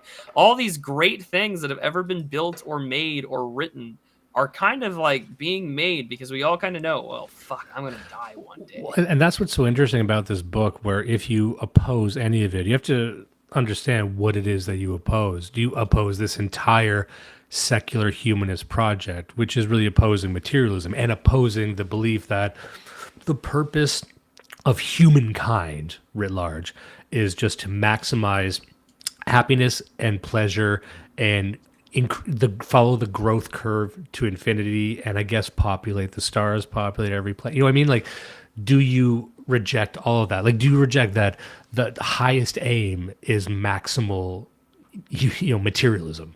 Infinite money, infinite food, infinite why not infinite orgasms forever? Is there anything philosophically or metaphysically or ontologically wrong with that? To his mind, I'm just reminded of that Owen Cyclops comic where he sees the guy with, like, the VR goggles, where it's like and Harry Potter and whatever. There's like wine hooked up to an IV. Hooked up, the, like, auto masturbator 3000. He's like, this feels wrong, and the guy's like, just let people fucking enjoy things. Just let people enjoy things. But that's him. That's when we talk about the Redditor, that's usually who we mean. This archetype, the secular humanist. I wouldn't even call them an atheist, because no one wants to be an atheist anymore, but they say they're a secular humanist because that sounds more factual, because you got facts on your side, right? But, like, they don't have any argument against that. Why not that? And I'm reminded of, what was that guy's name? Arthur Chu. Remember Arthur Chu? Oh yeah, where he says that like he wins in the end. I win in the because- end because people are dumb and people are weak, and there's more of me than there are of you. Speak of himself as if he was a virus or a swarm of locusts, which is how a lot of the third world is talked, by the way. It's like, yeah, guess what? There's going to be more of us, and we're going to move in, and we're going to shit, and we're going to fart, and we're going to come all over the place, and you're not going to be around anymore. Haha. Like they speak of themselves in a way a European never would. You would never hear a Westerner or a European speak of themselves as if they're a fucking virus. And that's why it's so off-putting when I talk to these, multipolarity nationalists. Like, you guys are weak. We're going to move in like a tide of shit. I'm like, okay, that's how you see yourselves. That's the people who like this book. Our fucking stinky beige dominion's inevitable. Ha ha. And Steven Pinker, despite being one of the whitest looking men out there, I'm not sure if he is, maybe he's secretly Jewish or whatever, but he would play it very safe. And remember, we were talking before, he was talking about falling testosterone levels and, the cliff that masculinity has jumped off. He would never promote the end of masculinity, but he would say, it is good, though, that we're not as masculine anymore. I'm not saying we should stop. I would never advocate for anything. I would never advocate for the thing that I'm advocating for.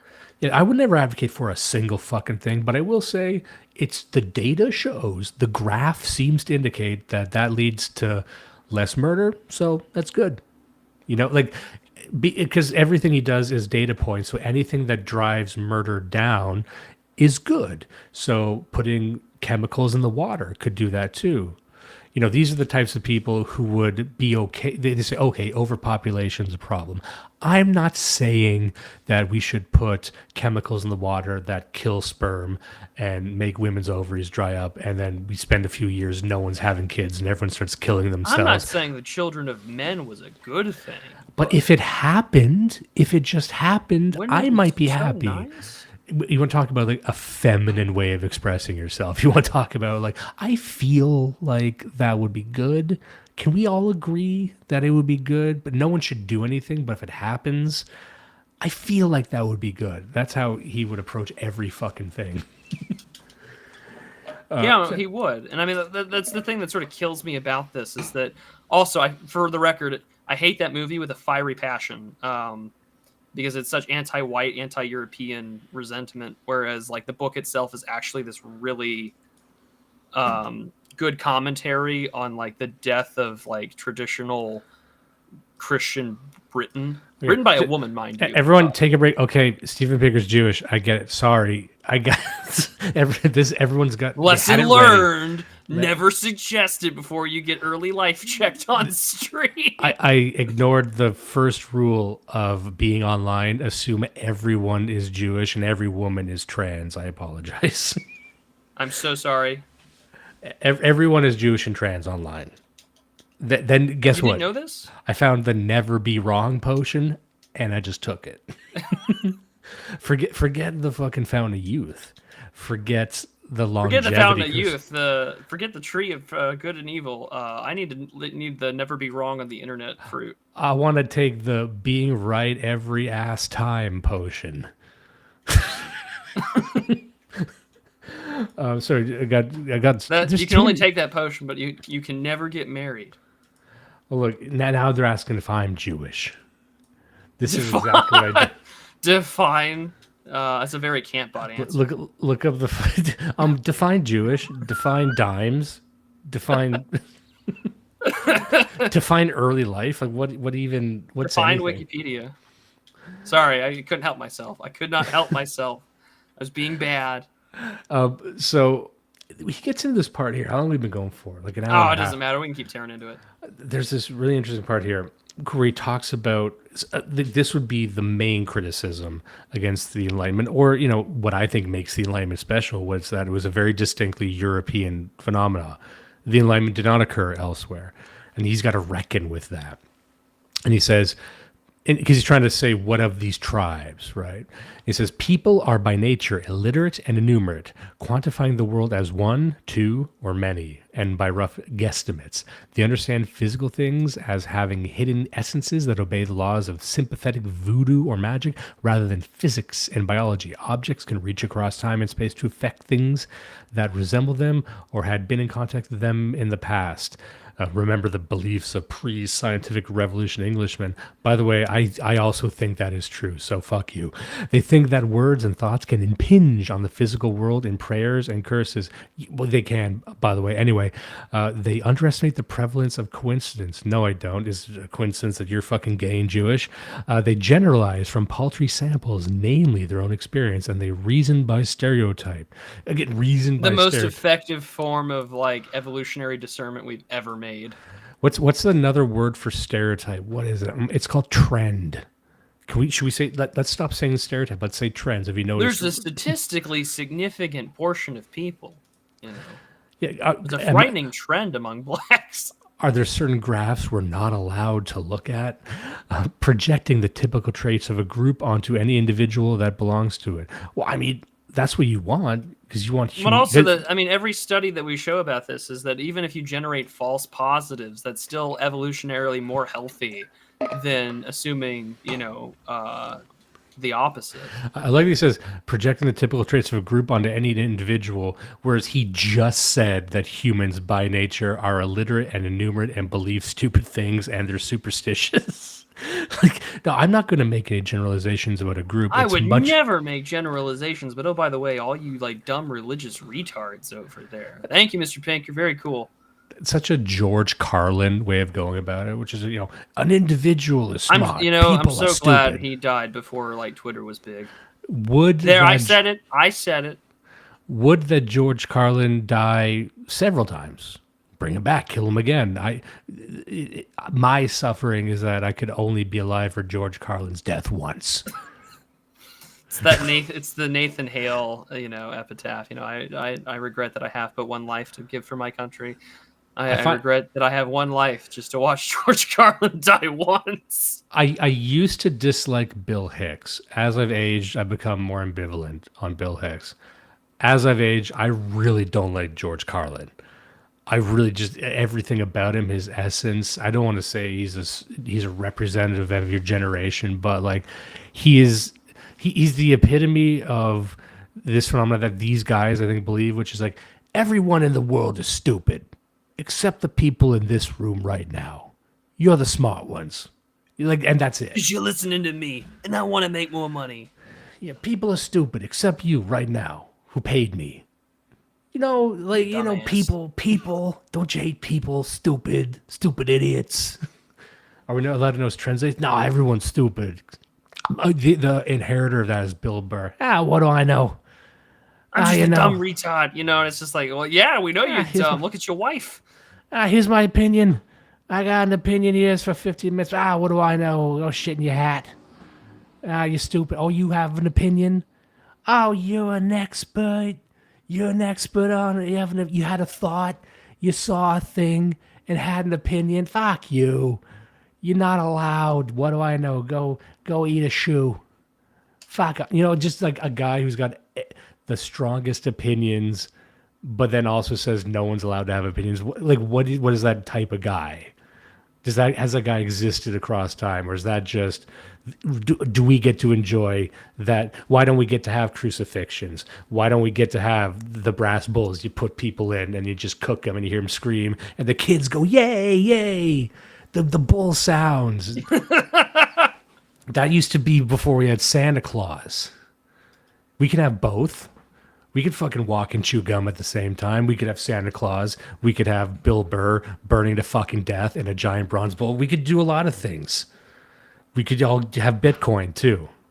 Anyway, we're reading a book here. I gotta check whenever I'm not even looking at the screen. I'm just staring out my window right now, not blinking. And I'm looking at the chat. Okay, swish, thank you. Okay, that could have gone either way. Now we're talking about Bill Hicks. An hour and a half in, we're at like page 50 of this 700-page book. Well, I've been all over the place in my citations, but It's the same thing with why we covered white fragility is because I think it is important to understand, or at least try to understand, how these people think. Because if you don't understand, then you're in for a rough time. Well, because I wanted to treat it seriously. I like steel manning my opposition. We all say shit lib. We don't like the shit libs. But what does the shit lib actually think? And I've seen Steven Pinker in interviews. I've seen him in debates. I've read his articles. But I was never impressed. But I said, okay, maybe he's just not good on mic.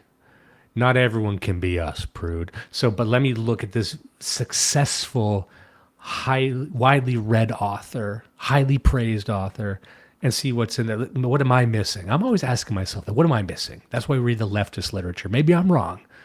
And a lot of people don't have that. They're not possessed by that desire to know if they're full of shit. But I read this. I said, nope, it's stupid. It's dumb. And maybe I need to read Angels of Our Better Nature was another book he wrote. Maybe I got to read that. But I didn't leave this book convinced that the world is great. All I got was a scolding for believing that.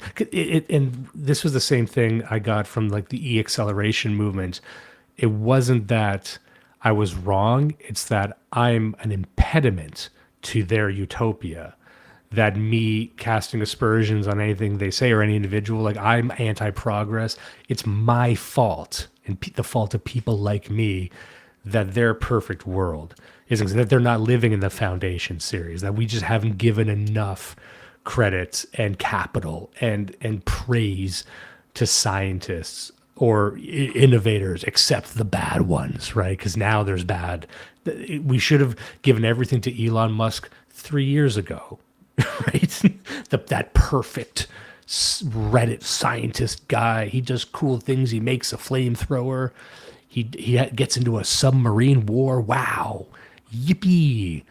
And now he's not, though. Now he's Satan because he's also taking money from scientists, which is great. Anyway, I got some more stuff here. Yeah, go for it. Just building on what I had just said about other cultures. Let me scroll down here. I think it's somewhere on this page. He goes, indeed, a common criticism of the Enlightenment project that it's a Western invention unsuited to the world and all its diversity, which is a fair criticism, he says it's doubly wrong-headed. For one thing, all ideas have to come from somewhere, and their birthplace has no bearing on their merit.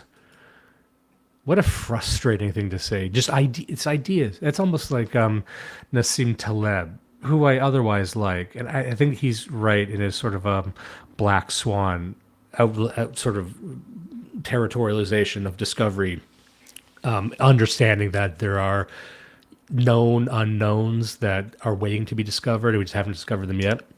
But the idea that ideas are free to be plucked from the air, and it just so happens, coincidentally, that all the ideas were plucked from the air over one geographic area. Crazy how that works. Yeah, but of course, we don't believe in coincidence. We're men of science. He goes on, though many Enlightenment ideas were articulated in their clearest and most influential form in 18th century Europe and America, they are rooted in reason and human nature, so any reasoning human can engage with them. They didn't, but they could. Like, just really unpack what he's saying there. It's like, of course, Europeans just did it, and these very specific regions in Europe and these very specific groups did it, but it could have been Africans, it could have been Aztecs, but it wasn't. Why wasn't it? Why? Just whatever. Just pull that thread a little bit. Why? Maybe it's because there's a liberal epistemology crisis to where if I were to simply say, this is why things are, well, then that suddenly breaks the rules for why I believe this thing. Because I think the liberals have their own equivalent of theodicy, where like they can't explain why things happen the way that they want them to, or if liberalism not real, then like why GDP go up or whatever. It's like, well, if we acknowledge, it's the same reason we've talked about this before on the show, where it's like the alt-right really does emerge as a diverging point out of new atheism. Because if you are a believer that religion is fake and gay, and that God is not real, evolution is true, and certain peoples can perform better because there's differences in biology, okay, then doesn't that mean that some people might be better suited for the others? And it's like, oh, no, you can't do that. That would be bad. You're not allowed to notice certain things within this framework. He goes on here. That's why Enlightenment ideals have been articulated in non-Western civilizations at many times in history. I don't think he cited any really, and I was looking through the citations, but whatever. The Romantic movement pushed back particularly hard against Enlightenment ideals. Rousseau, Johann Herder, Friedrich Schilling, and others denied that reason could be separated from emotion. Heroic struggle, and this is a good counterpoint. And I think this is a counterpoint that most people, our listeners, would subscribe to. Heroic struggle, not the solving of problems, is the greatest good, and violence is inherent to nature and cannot be stifled without draining life of its vitality. There are but three groups worthy of respect, wrote Charles Baudelaire: the priest, the warrior, and the poet, to know, to kill, and to create. A second counter-Enlightenment idea is that people are the expendable cells of a superorganism, the clan, the tribe, ethnic group, religion, race, class, or nation, and that the supreme good is the glory of this collectivity rather than the well-being of the people who make it up. Nationalism should not be confused with civic values, public spirit, social responsibility, or cultural pride. Interesting. The cultural... Again, this goes without saying. I know there's a dozen people watching this right now who are probably feverishly typing, but what do you mean by cultural pride? Something that your group can take that is distinct from other groups, that makes you special. You see what I'm saying? Like, you already have... I understand there's this thing called a group of people that is the... nucleus of a nation, the state apparatus, whatever form it takes. But you actually, because you understand there's a thing called a culture, you understand the other things must follow, right? And what do you mean by public spirit? These are just like neoliberal catchphrases. At no point does he dive into what a public spirit actually is, what that functions like. It's just like, yay, I like flags. I like the nation. Okay, but what about the nation makes it good?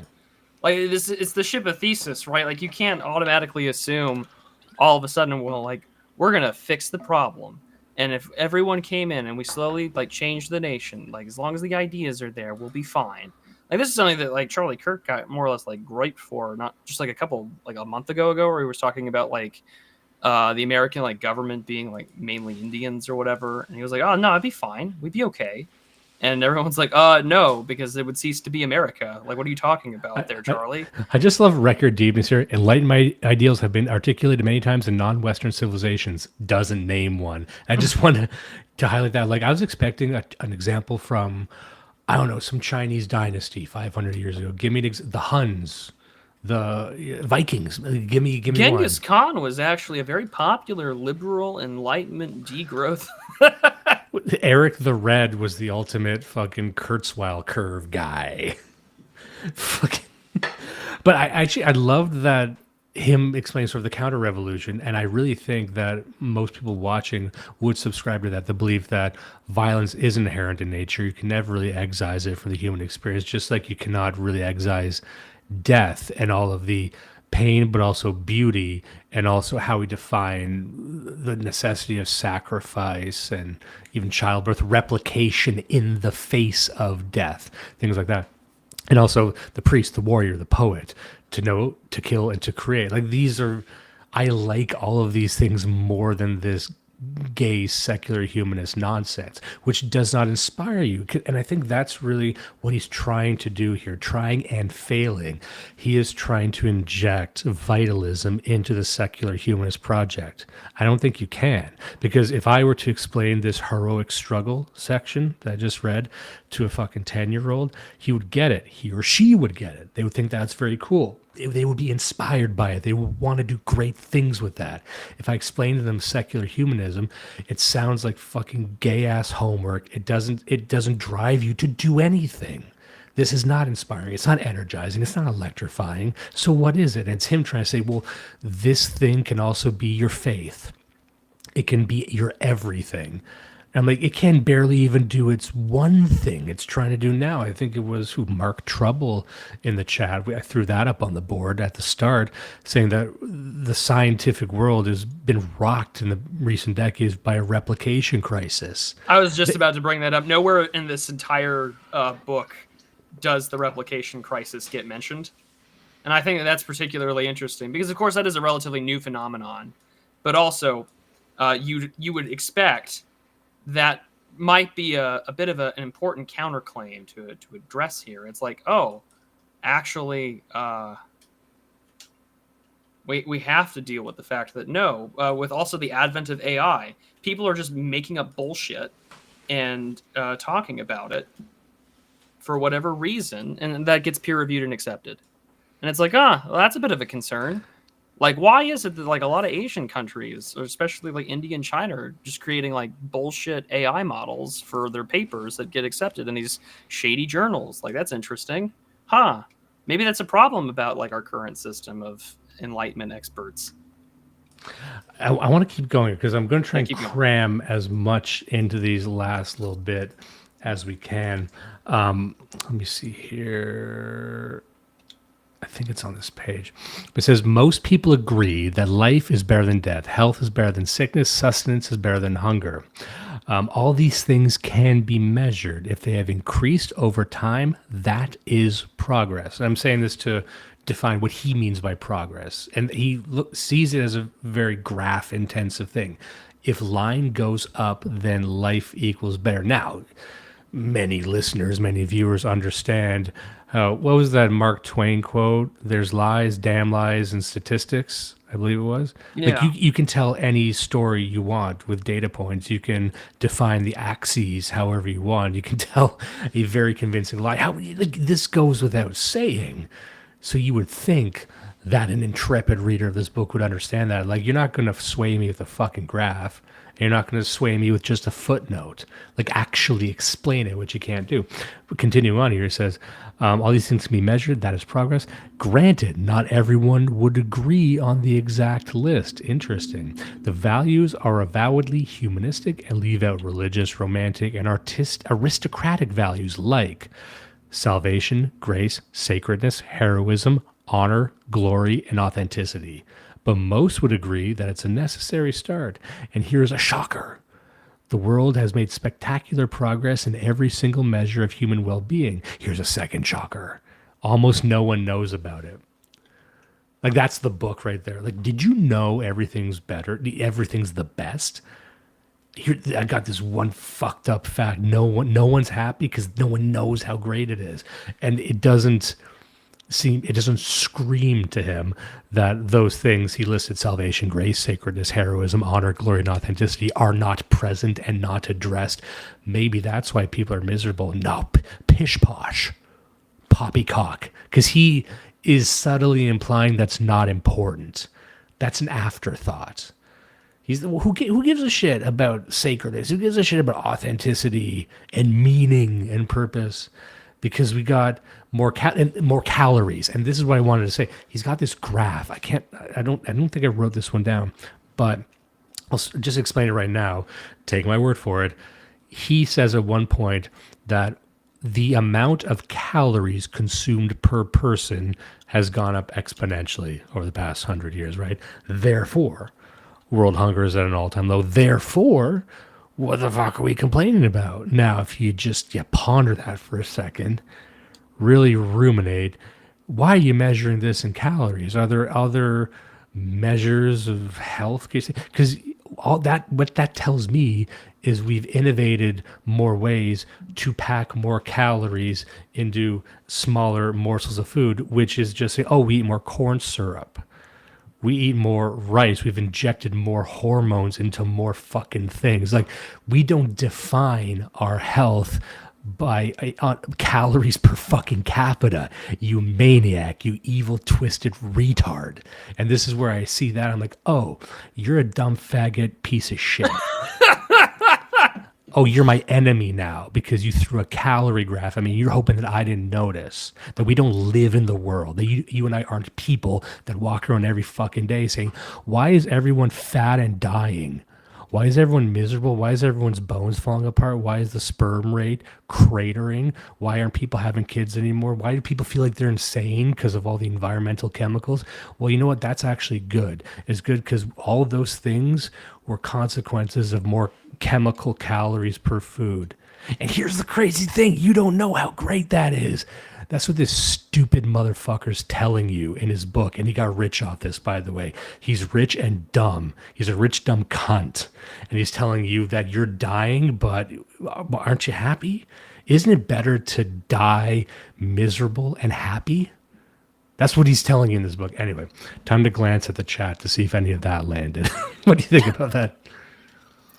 This is, again, this is why I think the book is such a product of like the first Trump administration, where all of the points, like say what you will about anyone who's popular on parts of right-wing Twitter, but like raising attention to the fact that like, sperm rates are declining. There are significant issues with our agriculture, like things that used to be genuine, crunchy, liberal talking points from like even 30 years ago that people like Pinker or other rationalists would have talked about. Like, oh, there's a crisis of industrial grade agricultural farming, and that we're like depleting the arable land through the usage of like synthetic fertilizers, like things that are very like crunchy liberal topics that are now like, you know, almost basic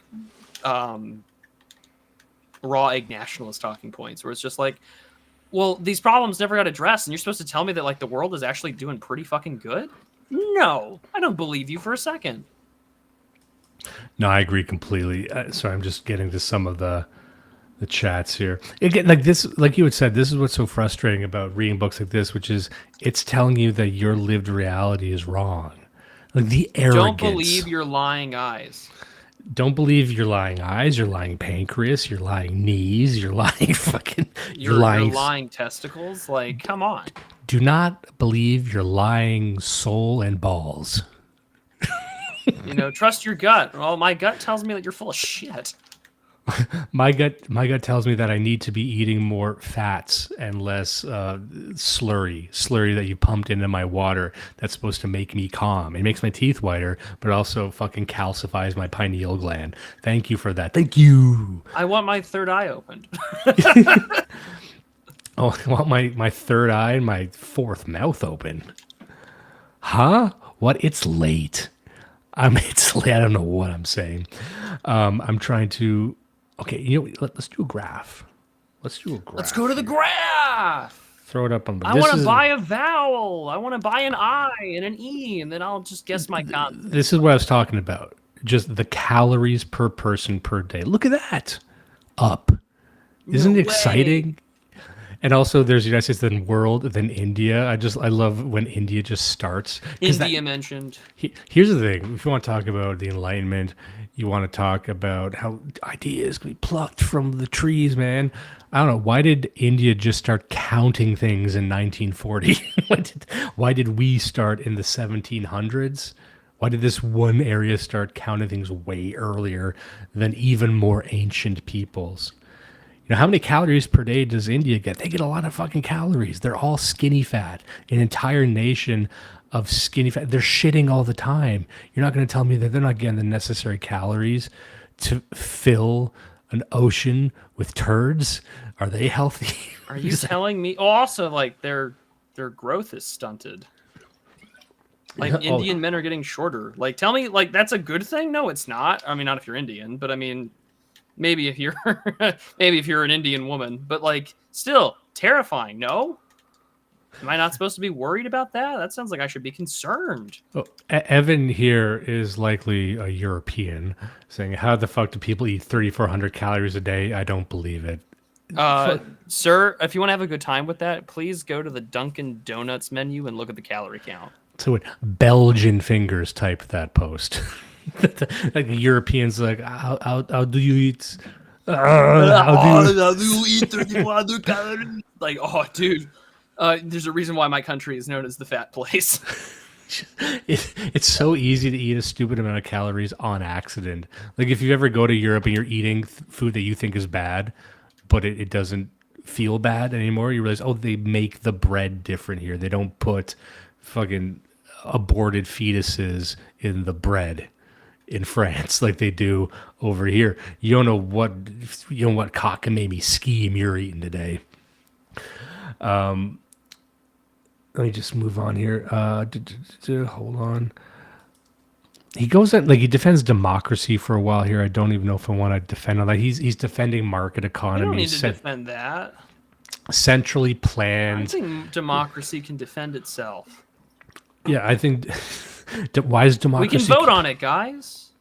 Hey, look, democracy keeps conquering the world, so I guess that's evidence. That's it. Like the idea that everyone's just we will impose our way of life on them by force. Well, that's what they believe. They believe that China people are just. We talked about that with like the post-war order. Like this is what the book is a defense of just post-war liberalism.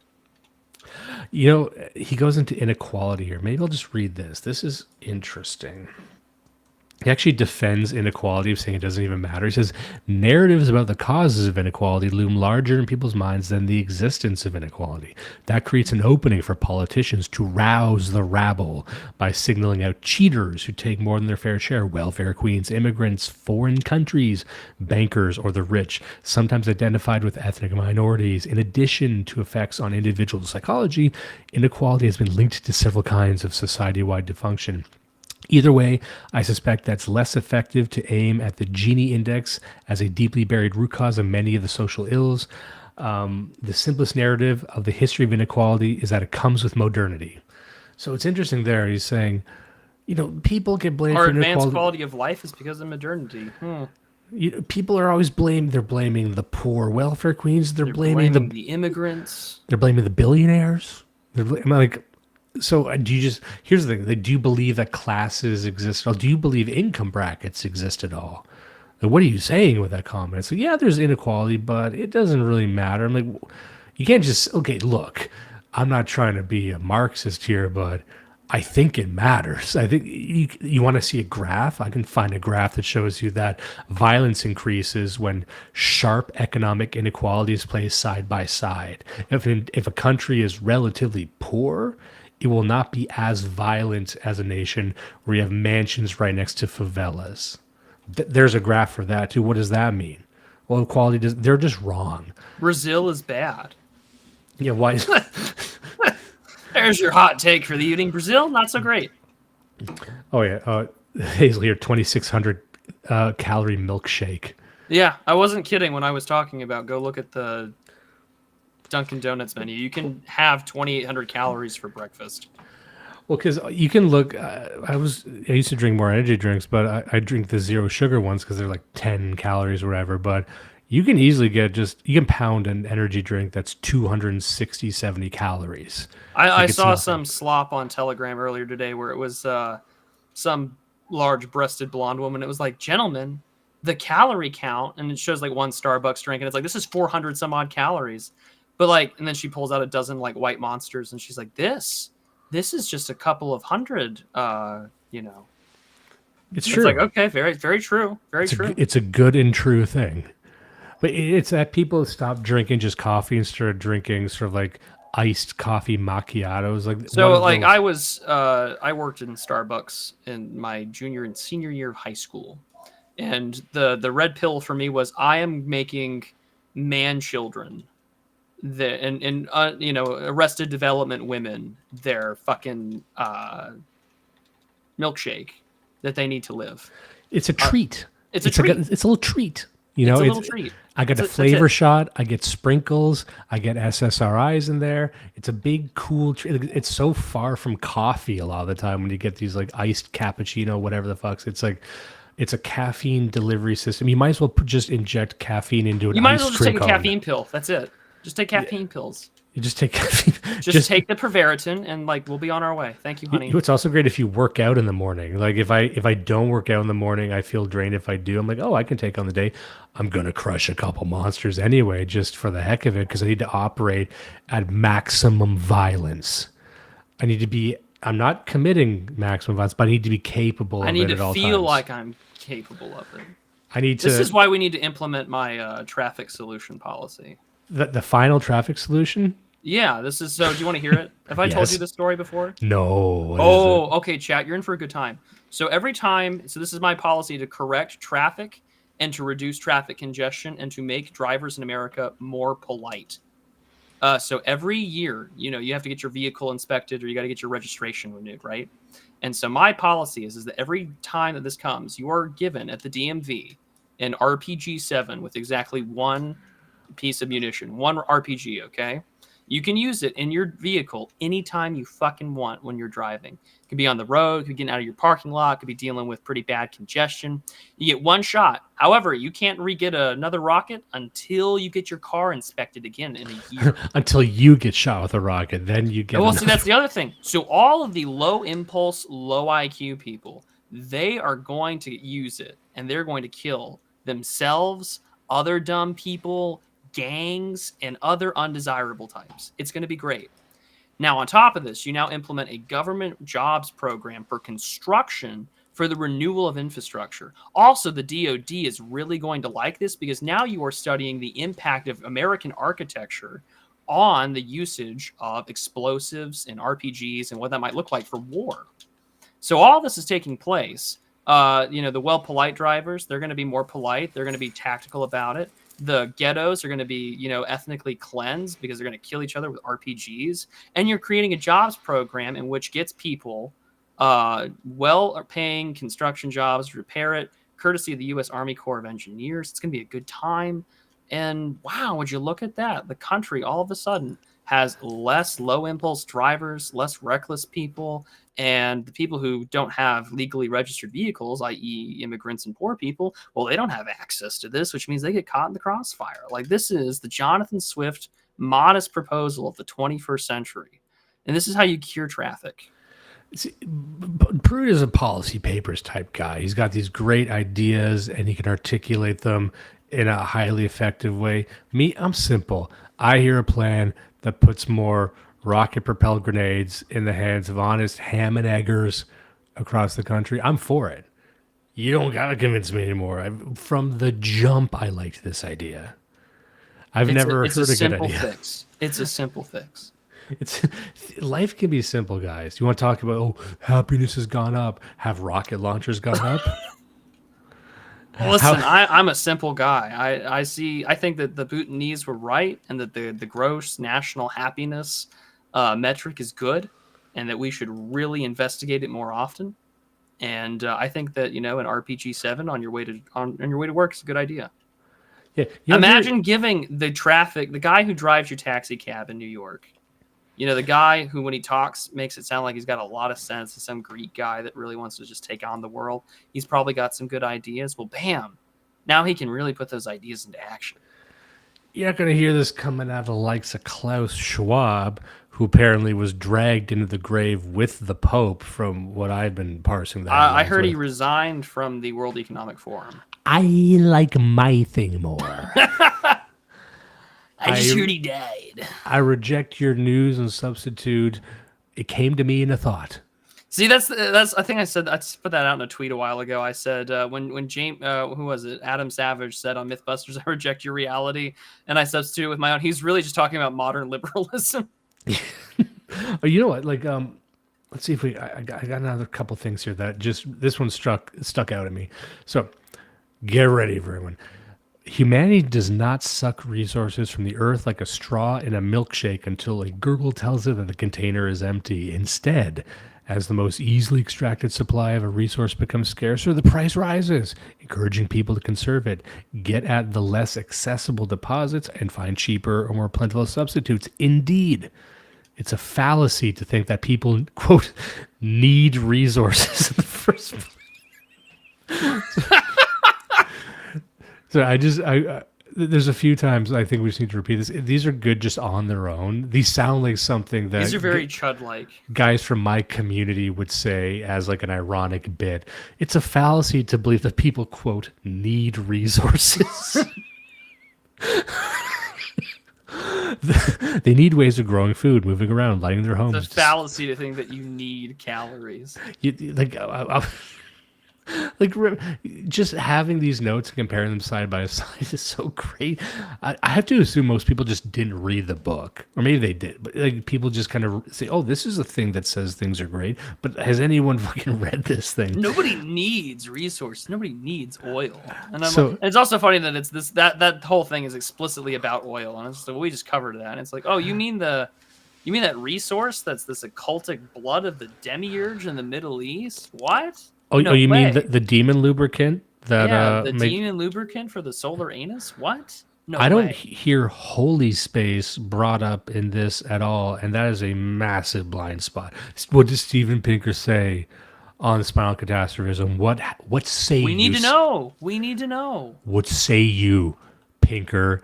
Let's say you Pink. Actually, the one thing about that Pinker probably would be willing to address would probably be something along the lines of humanity is capable of thinking of its own extinction, and it's retarded because it doesn't do anything about it. Oh man, I'm having so much fun just Because this is what that was the end of Moynihan's book. He's like, well, we're so capable of thinking about our own extinction that we don't do anything about it. We should all just die. And that's why that book was just like really bad. Like the only thing I can call it is bad sex. Like there wasn't even an orgasm at the end of this. This was just bad. Like, well, again, it's the most extreme form of nihilism. It's like accelerationist nihilism, which I never encountered before. It's acceleration in the sense that there's an inevitability to this momentum of progress of reaching the stars, but the end point is the absolute total destruction and reinvigorating destruction of the universe. So it's setting the end point as hell, but not only is hell inevitable, it is desirable, and you will embody hell. But hell is not real to them. Yeah, but they lack the language to describe it. But so it sounds demonic. It really does. And again, this is why I thought this is so funny to kind of cover on Bright Monday. Is just that they can't help but it's that whole Yarvin bit about, like, you know, if you're like a Christian, like you're a Christian atheist, you're a Muslim atheist or whatever, like you're working with your priors. And Moynihan and Pinker, well, yes, Pinker's Jewish. He lives in the Western Christian world. Like, you know, he's calling it out. He's just like, listen, the Hebrew God and the Old Testament, terrible. That's not love, that's genocide. And I'm like, it's pretty much God's love. These people were evil. And then at the same time, he's all like, but really, the only way that we can find anything that's soteriological is if we just embrace turbo-libtardism and we all goon off into this beautiful destruction of our existence. Because as long as the line goes up, baby, that means we're on heaven on earth. And you don't know what that's worth. So be with me. Be enlightened. Be liberated by your own reason. The more you talk about it, the worse it gets, too. That's what I love about this book. Can I just circle back to the thing you talked about, war is illegal? Because I just want to give that a full reading. Yet the biggest single change in the international order is an idea we seldom appreciate today. War is illegal. For most Give of war its a history, chance. Give war a chance. For most of its history, this was not the case. Which also, he makes it sound like at one point war was illegal in the past. Because he should have said the entirety of human history, war was not illegal. But he says most of the time, but well, when else was international war illegal? You madman. Might made right, war was the continuation of policy by other means, and to the victor went the spoils. Is that not true? You know, you and I are both neo-realists. You know, we're adherents of Mearsheimer and among many others. The theory of great power politics. So yeah, I don't. The more I keep reading other people, the more I keep going back to Kenneth Waltz. But yes, go on. Yeah, but it's like, is that wrong? Is it to the victor go the spoils? Well, what do you call? Well, the historical precedent says yes. We don't have that. Again, I just return to. I guess that's why we don't have war anymore. I guess that's why. That's why the bad guys have lost every single war ever. It's good that all the bad guys lost. I like living in a bad guy-less world. If one country felt it had been wronged by another, it could declare war, conquer some territory as compensation, and expect the annexation to be recognized by the rest of the world. I mean, yeah. Pinker, you had Israel back then. You had we've had Israel this entire time. What are you talking about? Like, again, this is obvious, right? Territory would be annexed. Well, like, yeah, I mean, this was how like a lot of European wars were. There was an offense, something happened, they claimed territory, and they would plot to get it back when they had the might to do so.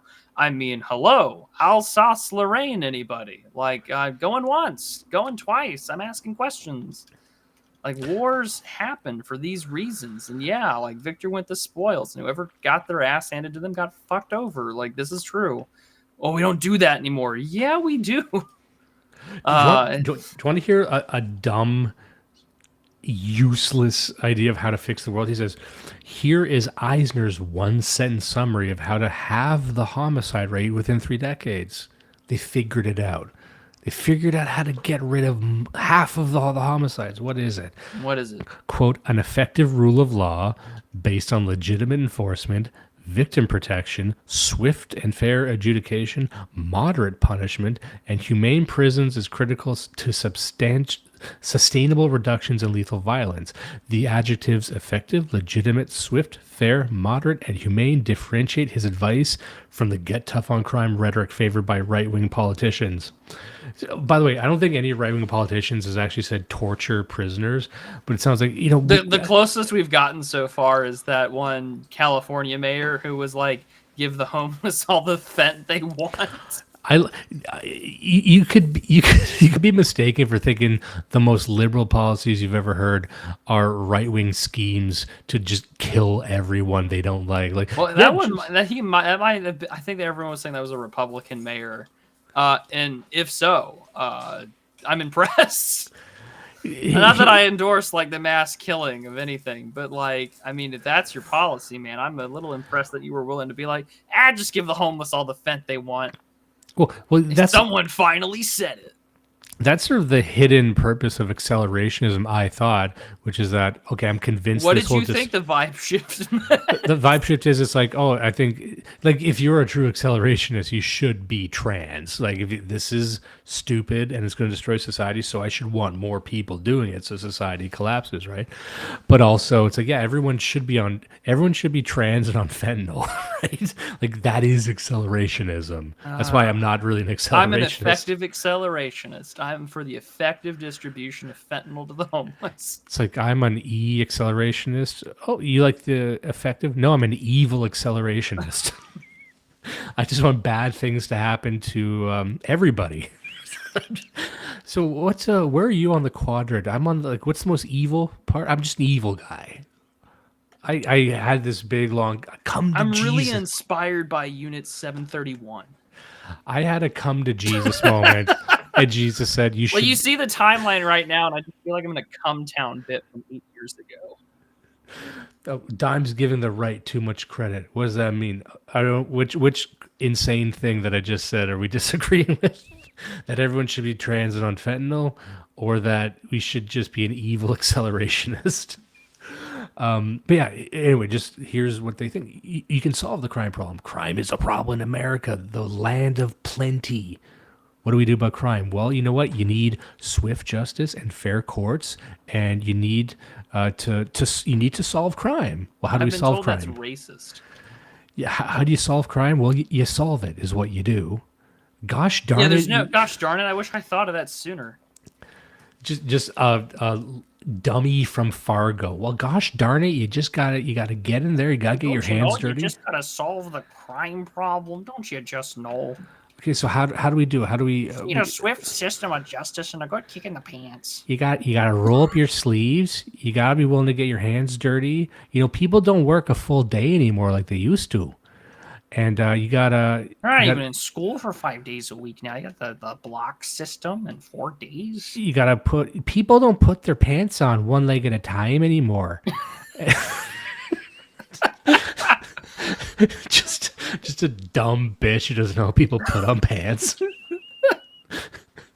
How do people put on pants these days?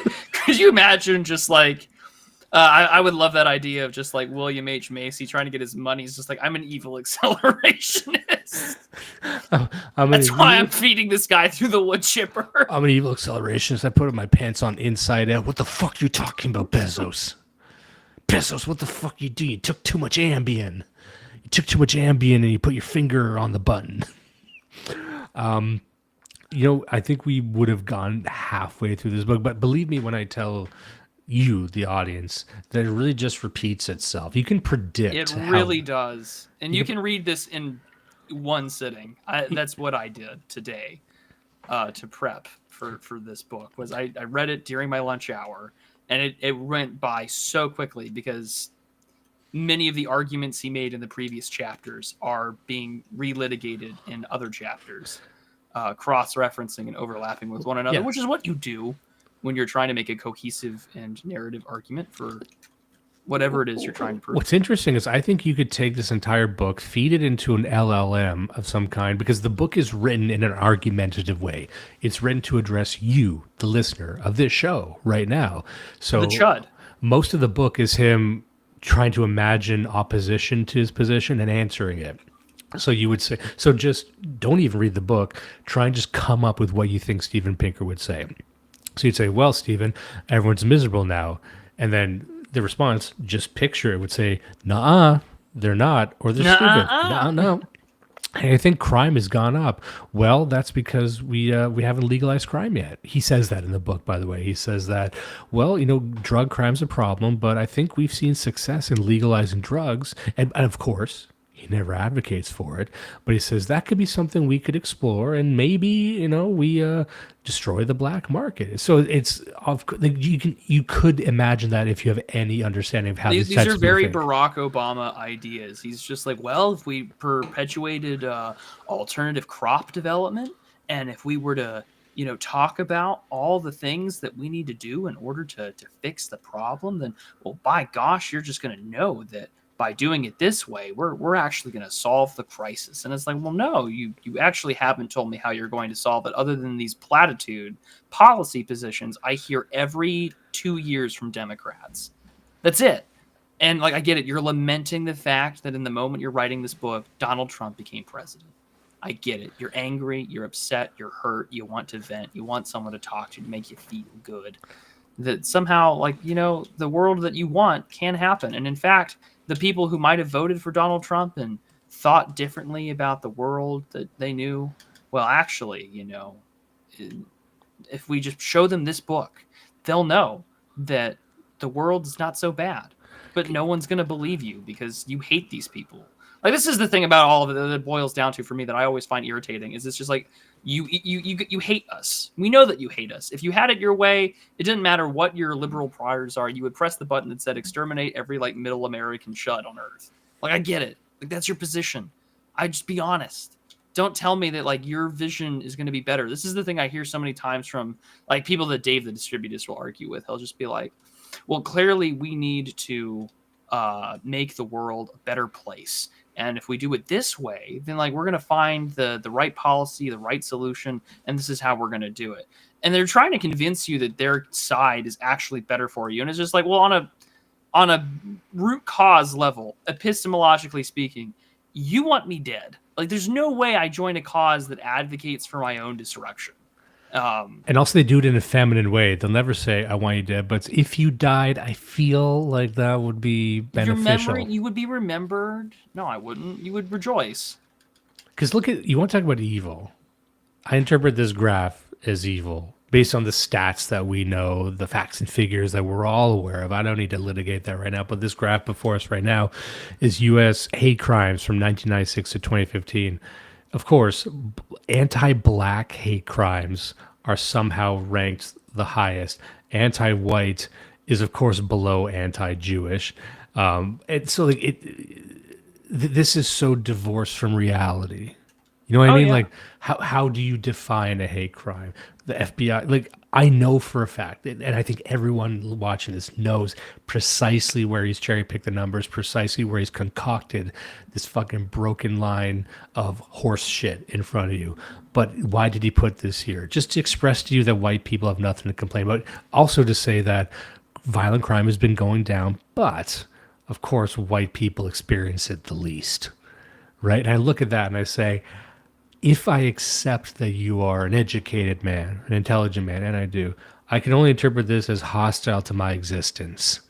and I will treat you as such. I will treat you as someone who wants my dispossession, someone who, while not advocating for it because you are a faggot, you're a crusty old Jewish faggot, you won't say I should die, but you'll be like, if you died, maybe that'd be good. All I'm saying is I'm not saying. And that, to me, like I said before, the patheticness of how they are approaching my destruction is more enraging. You could grant me the dignity of actually opposing me instead of just kind of celebrating when your best laid plans eventually dispossess me and act like it was the fucking universe doing it, that it was the tide of history washing me away. It can never be the machinations of any group. Groups don't exist. Only individuals exist. How can you have a conspiracy? How could you ever have a plan? Nothing exists. Things just happen, not because of God, but because of progress. Progress that they're on the side of. So if you are dispossessed by this motherfucker, that's just the universe telling you that your time has come. And that's him maybe explicitly or implicitly hiding his own hand in this. He can only say these things are good, not that he wants them. Just again, the sick patheticness of it is what really roused me up. Characteristically, we're ending this stream, and I'm whipped up into a lather. As you should be. There are a couple of super chats I'm going to answer here real quick. While of course. We're talking about it. Screwed up Kalaminsky just sends $4.99. Thank you so much. He says, "May the spring rabbit another one, Seamus O'Blaine. He says, "May the spring rabbit deliver copious amounts of chocolate eggs and fun mugs during this possible time." I hope so. That would be nice. I've had an egregious amount of glorified cheesecake known as Posca cheese, and it's been really good. So I appreciate that nonetheless. Obadiah Vandal says, "Good evening, fellas. Great chat as always. You all kill it. If you're looking for a fun game, you might like Intravenous. Splinter Cell meets Hotline Miami with a Punisher-like protagonist." Well, that does sound interesting. So you have my attention there, good sir. Oh, he's recommending Hotline Miami? Have you played No, that? he's recommending a different game that's similar to Hotline Miami. What's it called? Although I've always found Hotline Miami to be somewhat trim-coded. Probably. I said it. No, he's recommending Intravenous 1 or 2. Oh no, I played that. That's good. It's I've heard good things about it. but it's more like almost like the original Metal Gear. It's got more of a stealth mechanic, which is good or bad. Like it doesn't have the fast-paced nature of Hotline Miami, but I think you can do more in the game. Works for me. No complaints there. But yeah, no, I think really the thing about this book for me is that, like, guys, the world isn't ending. Please look at this graph I've consulted with. And it's just, are there things about society that are getting better? That's the fundamental question. If I can say yes to some things, but I can't say yes to everything. On a macro scale, yes, but he will call you selfish and he will call you stupid for saying, what about me? You know, like, what about me? Like, clearly, my society's not, and this is the question that you see a lot of times when, Fisted by Foucault brings up this. It's just like Americans are talking about how things are not getting better, but also when it comes to American power abroad, things are great. And it's just like, okay, well, that's sort of the difference between, say, the comparison of empire versus the citizenry of that empire. If America is empire, it's not a very good one for the citizens of that country. And it's just I have to somehow or for some way accept that to be true. I don't think that that's particularly good for me.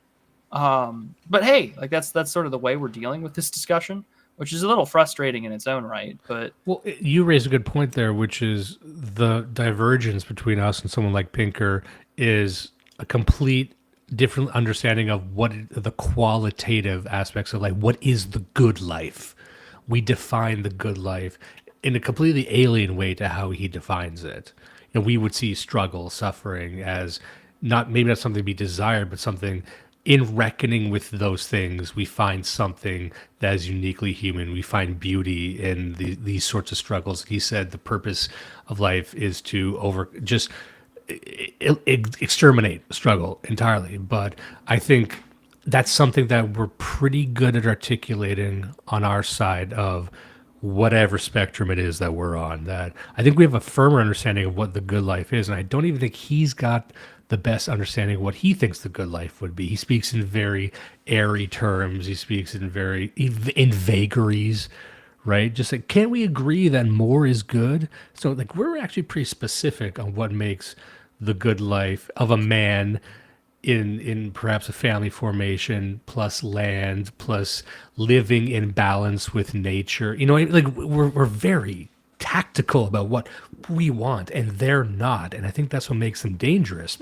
because not long ago I read the E-Accelerationist Manifesto that was created by, what is that guy's name? You know, the egghead guy. He follows all of us on X. Yeah, I know it. Mark Andreessen. Yeah. He wrote this really silly manifesto that was like an extreme version of this, which is, like I had said before, things are good actually. If you're not excited about technological development, this is like the inverse of Nick Land, who says that technological. And that's the funny thing, is that he likes Nick Land. Which is, and I said that, I reviewed this on my paywall show, Real Secret Coffee Hours, and I said, I don't know how, he cites Nick Land in it, and I'm like, I don't know how you can read Nick Land and come away by saying, nothing human survives the future, and that's great, yippee, you know, like, or he's saying that we can reach the stars with our humanity. Nick Land prescribes the exact opposite. He's saying nothing human survives in the future, and that's inevitable, but we need to start reckoning with that now. Mark Andreessen says that no, but what if that was good? Yeah, and I'm like, and the way he describes it's very simple. It's very, you know, it's well, like because it was a call for investment. That was all that it was.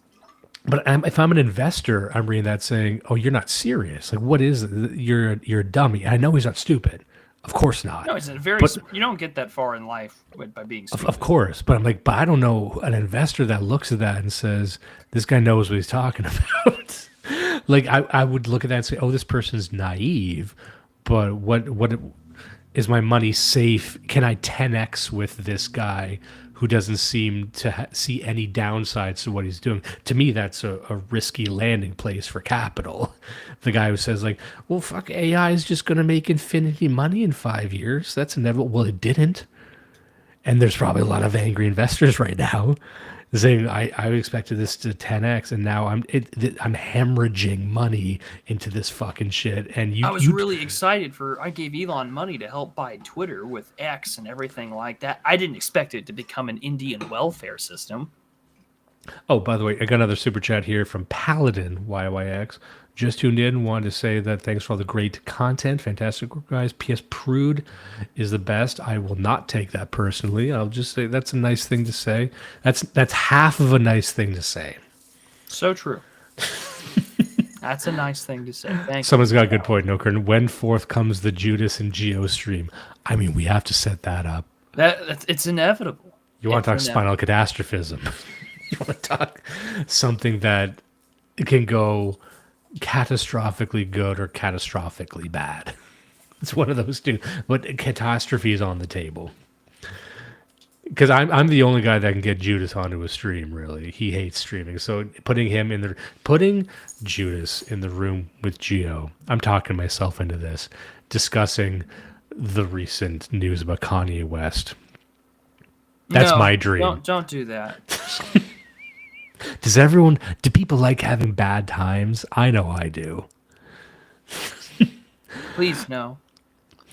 All right, so we should probably get going. I have to get going. Unfortunately, we actually covered, believe it or not, the majority good chunk of the book. Of the themes of the book, and I think we addressed the most important issues that I had with it. And I think the most important one is the history of the Enlightenment is more interesting than people like Steven Pinker and the advocates of the Enlightenment would lead you to believe. There's a lot of conflict. It's not one revolution, just like any war, just like any development. It's a lot of skirmishes. There's a lot of interesting characters. Yeah, sir, continue.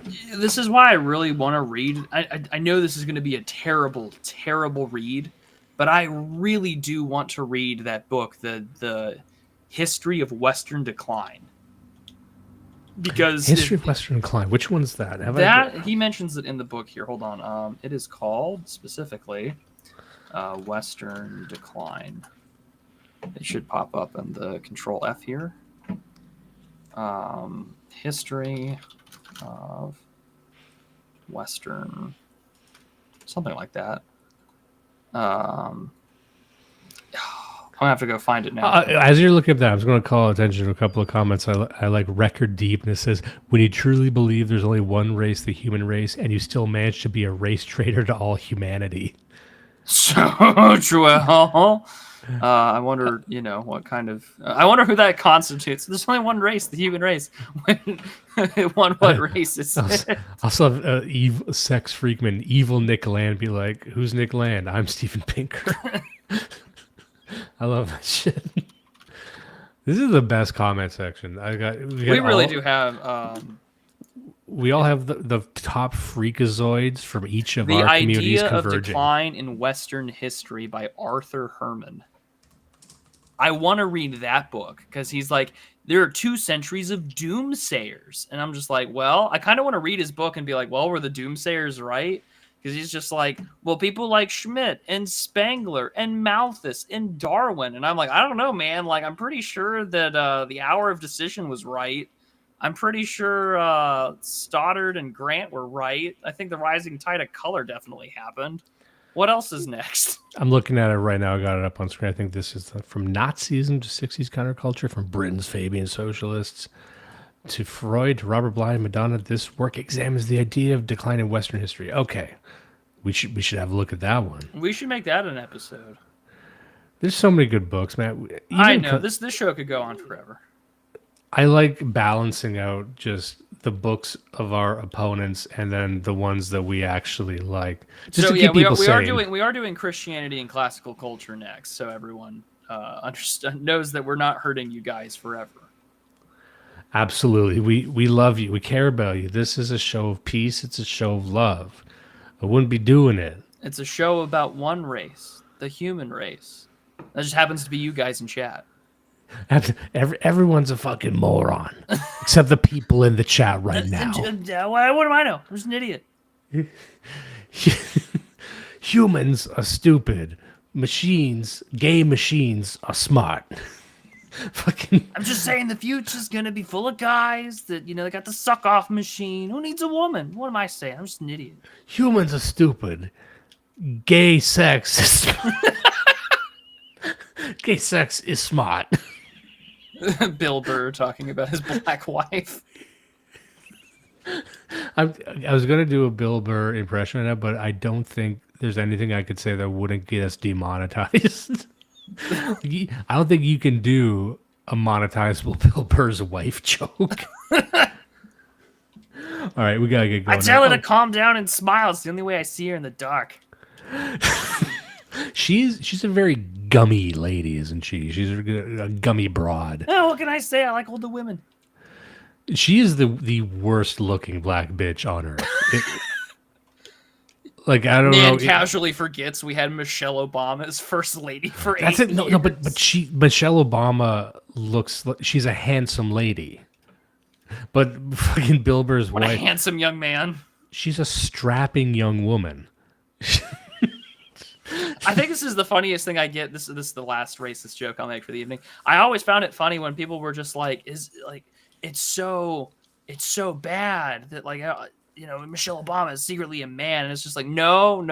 You're letting your conspiracy brain get ahead of you. You're forgetting the most basic fact that most black women are very mannish and high testosterone. That's just a black woman. But also, compared to Obama, I think that's what people are talking about. Like Michelle Obama, people say the linebacker, the highly developed traps on this woman, compared to Obama, who was very wiry, very feminine, working out with 5 pounds. This is what happens when a down low brother, a twinkish man.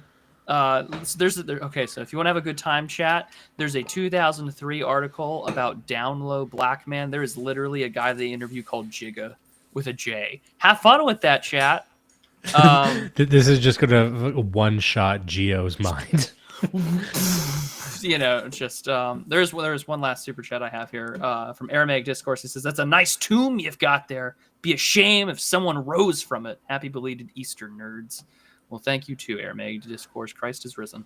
Yes. Also, I'd say one commenter many episodes ago, or in our community, called me a scandal upon the Catholic faith, and I think conducting this episode on this day within the proximity to Easter and the death of the Pope, it continues on that legacy. I'm not Catholic, so I wouldn't know. I'm not gonna. I know nothing about that, says Prude. Prude's in the fucking streets. You don't know nothing about that. Anyway, we're gonna get going now. Thank you. I think we got all the super chats and all the non super chats. Thank you so much, everyone, for taking the time. I had a phenomenal